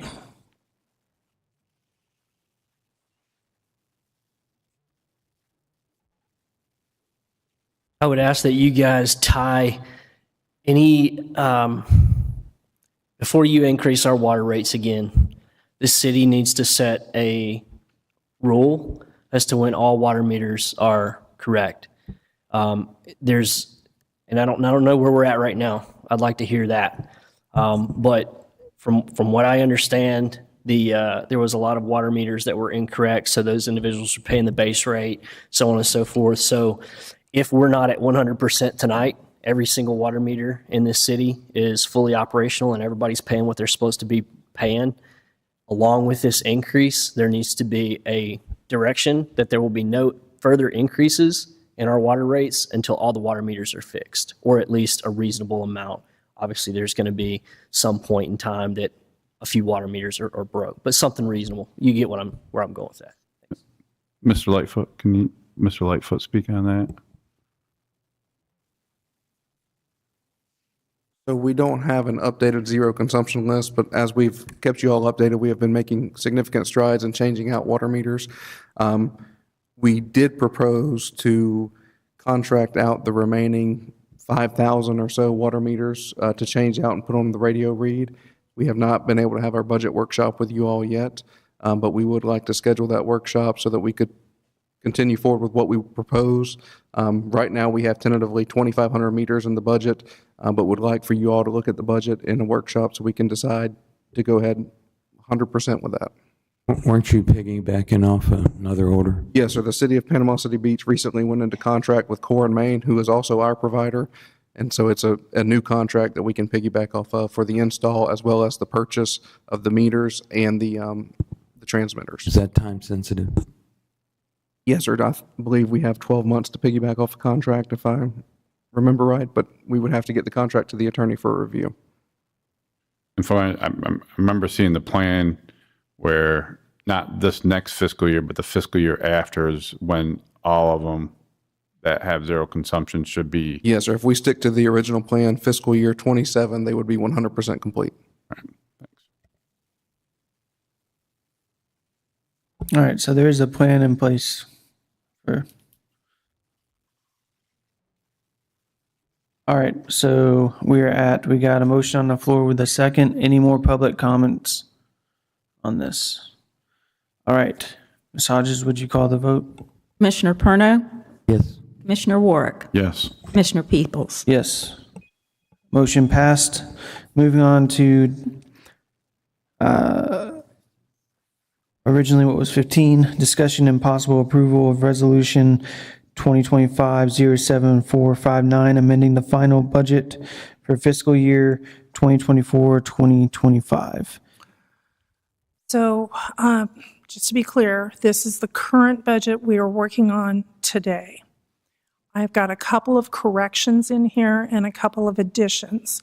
The corrections, there was a clerical error. I take full responsibility for it. We included some items in the CRA budget that should not have been attached to the CRA. It's about $90,000. I'm taking it out of the CRA budget and putting it into the economic development to cover the project for the Tennessee Avenue project. That was my error. I apologize. We are also adding in some invoices for the HMGP grants that Mr. Lightfoot has been monitoring. Those invoices are due. We need to get those paid. Those are included in here. There's a couple of little tiny things in the fire department, not a lot of money. The whole impact is $77,392 to fiscal 24-25. And I'd like to say motion to approve. Second. All right, we've got a motion and a second. Do we have any public commentary? Anybody in the public would like to speak about this? All right, my question is, I do have a question first before we call the vote. The money that went from the CRA to economic development, that's essentially, is it still funded by CRA or was it funded by? No, it's a grant program, which is why we should not be recording grant money in the CRA fund. Okay, I'm following. Grant money needs to be in the general fund, so the expenditures will follow those revenues. Okay. It's the matching Tennessee Street. principle. Tennessee Sorry? Street, is that a sidewalk project or sidewalk project? Yes. All right, thank you. Before you conclude on this, I would like to also tell you something that is not on the agenda. Commissioner Perno, you have asked repeatedly for a report on the city hall rebuild. I have those documents with me tonight. I have had them with me almost every commission meeting for the last 2 years. I'm prepared to speak on that if you would like it. I would like that to be in front of all 5 of us, or And Yes, sir. when we do our budget workshop, I'm wondering if that'd be Yeah. a good time to do it. be fine. I thought we needed a separate workshop, but Absolutely. it got put into the strategic planning. Yeah. And it really didn't get much time there, other than a slide, but we really need to break that down. So I appreciate you going on as long as you have with all that information. Thank you. My pleasure. It is important information, and it does impact the budget, and it will impact the budget for years to come, and it directly relates to the $19 million that the residents think is available for other projects. That $19 million is going to be, a good portion of it is going to have to be used to pay down the bond. Thank you. I did see Mr. Walker wanted to talk on this, so. CRA mentioned transfer of funds from the CRA. Clerical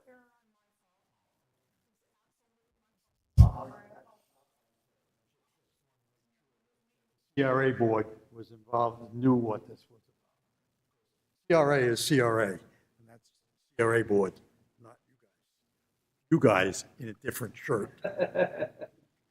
I do need to read this resolution by title before you vote. A resolution of the City of Lynn Haven, Florida, amending the final budget for fiscal year 2024-2025 and providing an effective date. Thank you. All right, Ms. Hodges, would you call the vote? Commissioner Perno, Yes. Commissioner Warwick, Yes. Commissioner Peoples. Yes. All right, moving on to discussion and possible approval of the bid to BCL Civil Contractors, Inc. for the CDBG DR 9M0045 Minnesota Avenue and Mosley Drive Sidewalk Repair Project, and authorize the mayor to execute the contract. Should have eaten a later lunch. This project is the $1.1 million CDBG DR grant that we received a few years ago, and is to replace the sidewalks that were damaged as part of Hurricane Michael on Minnesota Avenue from the Pine Forest railroad tracks there, where Rails to Trails basically starts, all the way to Mosley Drive, and then random locations down Mosley Drive that were damaged by debris trucks and debris falling on it. The estimate originally was $1.1 million. That included construction and engineering. The bids came in, and the low bidder is BCL Civil Contractors, $589,570.19. And this project is reimbursable. Awesome, thank you. Any discussion? Nope. Motion to approve. Second. All right, I have a motion to approve and a second. Is there any public commentary? All right. This is not a resolution, so it doesn't need to be read. So, Ms. Hodges, would you please call the vote? Commissioner Warwick, Yes. Commissioner Perno, Yes. Commissioner Peoples. Yes. Discussion, moving on, motion pass. Moving on to the next item, discussion and possible approval to award the bid of West 10th Street Utility Improvements Project for Community Development Block Grant Disaster Recovery Project to ECSC, and approval for the mayor to execute the contract. Yes, sir. This is another one of our CDBG DR grants. The original grant was $5.125 million. Cost us approximately $650,000 in engineering fees. Bids were received, and the low bid was ECSC at $4,416,594.43. Again, this project is a grant. It's reimbursable. The city will pay up front. It will help tremendously at our wastewater treatment plant by lining a bunch of our gravity sewer, as well as some fire flow issues and some stormwater on West 10th Street. Yeah, this is a big, big deal. So I appreciate you guys' hard work on that, so. Does this go into Davis Lake? No, sir. This is all in the LMI area. Okay. It goes from 10th Street down to 17th Street, from Ohio to Tennessee Avenue in various locations. It's sewer lining, water line replacement, stormwater improvements, and road paving. Okay, so no outfalls. I know 10th Street runs right down into it there. Yes, sir. And we, And not always hearing from the people that live on Davis Lake. yes, sir. West side, okay. Motion to approve. Second. All right, we got a motion to approve with a second. Is there any public commentary? All right, Ms. Hodges, would you call the vote? Commissioner Warwick? Yes. Commissioner Perno? Yes. Commissioner Peoples? Yes. Motion passed. Next, we have the discussion and possible approval to accept the annual renewal of employee benefits plans and associated costs. Assistant City Manager. Yes, this we bring yearly to the commission, and that is what our annual plan is for our employee benefits.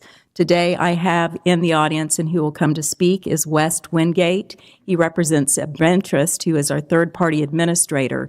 They do the negotiations with our medical providers. And then when he's through, I'll talk about the two options or the two funding options that we would like to present to the commission. Thank you, Mr. Wingate.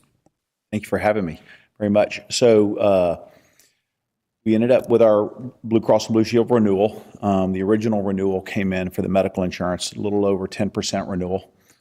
We were able to negotiate that down to a 5.72 renewal, which is effective for August the 1st. In doing so, one of the things that we always look at is our different types of funding options, which affects, obviously, the government, the city, and it also affects the employees. So what staff recommended was we did two different funding options that y'all were provided. The first funding option is passing the 5.72% increase, part of that to the employees, so their deductions would go up some. And then the city would take the other portion of the 5.2% rate increase. This is with no plan changes, so the plans would roll over as normal. The cost to do that to the city is about $100,000 a year overall gross. That's 5.72 for the employees, 5.72 for the city. Option two funding arrangement was to basically become a little bit more of an aggressive employer. Obviously, it is hard to get good employees. It's hard to keep good employees. As you know, health insurance is a very big component of a great employer. So what we did, took the same plan designs and actually lowered the employees' deductions some, and also the cost of that would go to the city, the additional cost. That cost does provide the ability to hire and retain better employees. Same plan designs. Everybody loves Blue Cross. It's a great plan, benefit plan that y'all have. That cost for option two is about $180,000, I believe. So option one is a $100,000 increase to the city. And again, the employees are taking on part of that cost. Their overall cost for the employees is about $15,000. And then option two, again, overall, the employees' deductions would be going down, especially for dependents. Under the base plan, because we do have two different plans that are offered. The base plan is where the majority of your employee population lives. Great plan. And again, option two would be, it's about $188,000 increase to the city. Questions? Let me add that through the research, our sister cities or cities around us had gotten more aggressive to try to provide benefits at a lower cost to their employers. And I've been hearing that throughout the city. In doing this research and in preparing for this, I asked Adventrust to look at a different rate schedule to try to lower that cost to our employees, especially employees with dependents. And I also think this helps us ensure that we might have a healthier workforce. More people would step in, more of our employees would step in and take advantage of this medical coverage. And while it does add some cost to the city, it also ensures that we can retain some of those employees in the long run. So we are recommending option 2, the funding 2, which lowers the premiums for the employees with a slight increase to the city. Can I ask Kiki how that will affect our budget?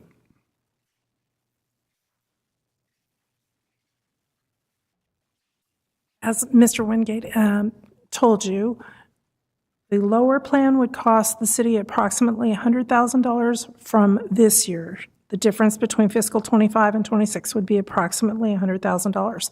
If you go for option 2, which I am recommending and have included in the budget, that would be a $188,000 difference between fiscal '25 and fiscal '26. 188,000 difference or 88? 188. The option 1 is 100,000. So difference like 80,000. Correct, another Okay. $80,000. Okay, all right. Yes. Thank you. I make a motion that we accept the second option. I'll second it. All right, we've got a motion on the floor with a second. Is there any public commentary?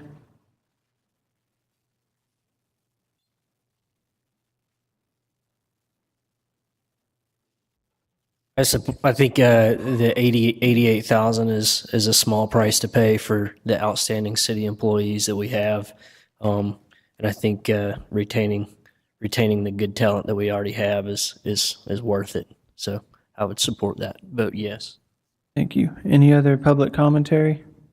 Also, would like to say for myself that I would like to piggyback on what Mr. Langford said. I think, one of the hardest things to do in a business is to retain employees, and any little thing. I think 88,000 is a small price to pay to retain employees. So, and I think if anyone, citizen, that if you sat down and explained to them the importance, I think most would probably agree. So that's where I'm at. All right. If there's no further public commentary, then there's a motion on the floor with a second. Ms. Hodges, will you call the vote? Commissioner Warwick? Yes. Commissioner Perno? Yes. Commissioner Peoples? Yes. All right. So we said we were going to talk about what we added to the agenda later. So any further discussion? Well, I'd like to, when we picked up the rest of the meeting, who did we look at? Who did we ask questions to? You know what I mean? I definitely look at both those guys all the time for what's happening in the city. And we're talking about our projects, our bids, so my only thing is, it's until the next meeting, until everybody's here. But I feel more comfortable with either Chris or Bobby being in that point of leadership until we can all convene together the next meeting. So I think you saw it through the rest of the meeting. These guys are capable of being the person who could run our city. So I didn't say they're not capable. I know, but I just, my concern with everything that's going on with the city, and it's nothing against Mr. Lightfoot and it's nothing against Mr. Baker, that concerns me. And you know what I'm talking about. You know what I mean? just don't think that putting one of them in the position would be a lot better for the city of Lynn Haven, even if it's 2 weeks. I don't think all three of you are going to agree on that We action might. tonight. I'm just. I would like to we're request, talking. if two of you, though, could give some direction as to what city staff should do with regard to whether we want to recruit externally an interim for any portion, or start putting together, soliciting quotes from a headhunter for a permanent city manager. Search underway. I agree. Yeah, I think we can all agree on that. So what you're wanting to do is put Mr. Lightfoot in as interim city manager until we can get another interim city manager from outside. However we decide. Yep. Is that your motion? Make your motion. That'll be sufficient enough for a motion as an interim city manager until we appoint an interim or a permanent, because that could happen too. But another interim would be more likely. but we could all meet and talk about it again. Okay. Is that your motion? Yes, sir. I'll second it. All right, so with this motion, that would mean that we're also giving the city the direction to start. Two different motions. Two please. different You need motions. a resolution Okay, that appoints so- an interim, and then I want just direction to staff on what to do about the rest. All right, good. I'm glad you said that. So I won't adjourn the meeting right after this. Thank you. Yeah. All right, cool. All right, we got a motion on the floor with a second. Any more public commentary? All right, Mr. Walker. Duplication of effort here. You have a young lady here that is doing it right now. All the paperwork is signed over. She signs the check. She does everything right now. Why do you want to get an interim for an interim? You've got one. Let her go. Let her take it. She's there. Look for your interim, okay, from outside source, and then getting ready for the process that's going to take months to do. Get your committee together for choosing what you want for the applicants for the job of city manager. I see it's duplication of people here. No slight at all for these gentlemen. They're capable, yes, but she's already there. Papers have been signed, she's signing the check, she's doing everything. And set your time schedule for an interim. She's already there.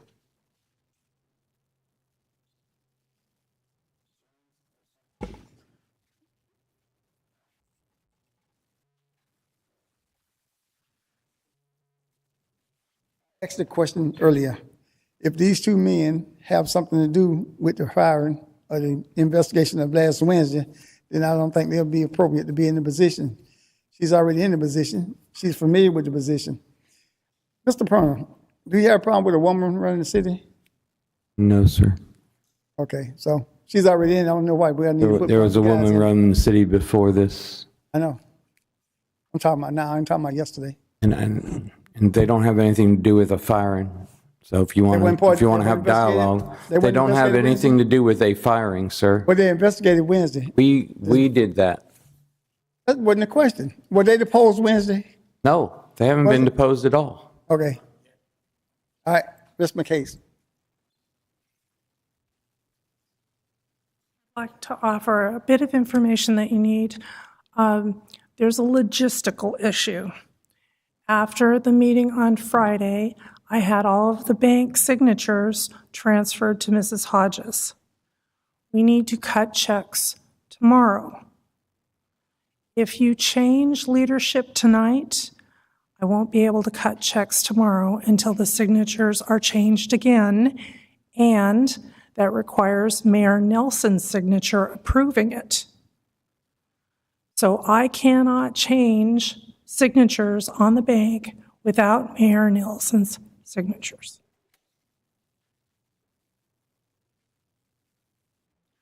So, so what you're saying is if we change the interim city manager, we got nobody to sign the checks. Correct. Okay. It's a bank rule, right? That's a bank rule, not a city rule. The bank requires that all the signers sign new signature cards. So You whoever's, can sign a signature card tomorrow. Mayor Nelson's not here to be able to sign those signature cards. Any changes to the signature cards require Mayor Nelson's signature. Mayor Pro Tem? He's not a signer on the account. That would have to be, I could call the bank and ask them, but he's not a signer on the account. Bank rule. You can work through it. It's a bank rule. He could go to the bank tomorrow. He's Mayor Pro Tem. The mayor's out of the country. Okay. You could stand in front of a bank officer and have it done. Okay.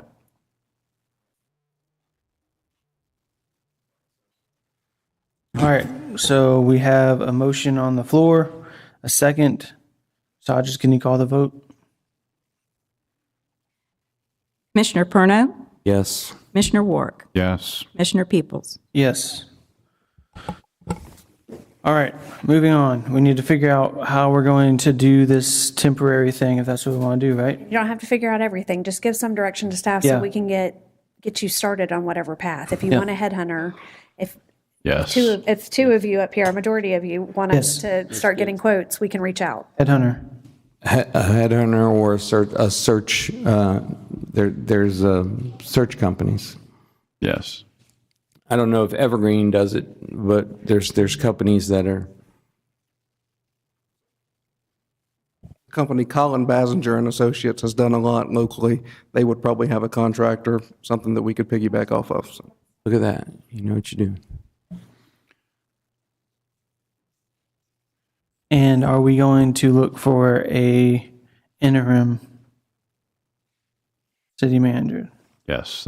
I want That's someone from the outside. Yeah, that was kind of my thought process. So do we want to reach out to direct staff to reach out to the League of Cities, or reach out to what was the organization we're part of? CCMA. Yeah. Or both? Yeah. I've already, yes, we can do both. Keep in mind, too, if we do the headhunter prior to October 1st, we will have to bring a budget resolution to you all to pay for the headhunter. It was not in the original budget, so. Okay, thank you. Yeah.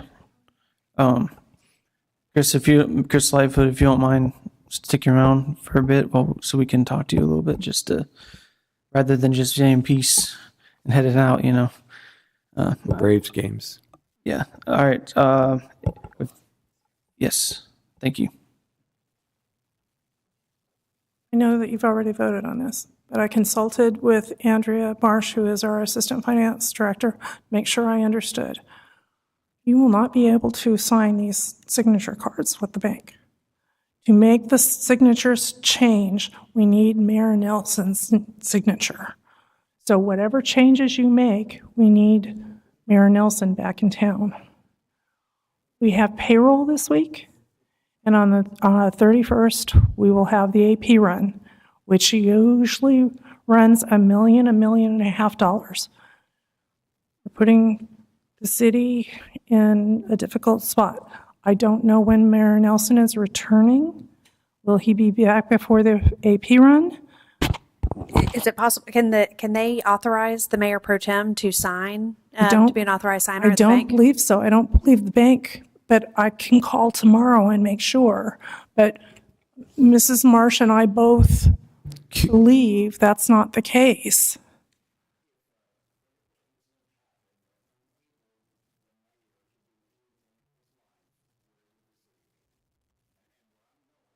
I get it, but that's a different circumstance.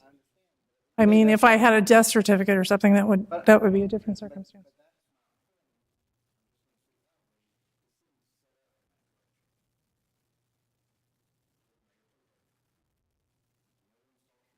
I don't think the bank will.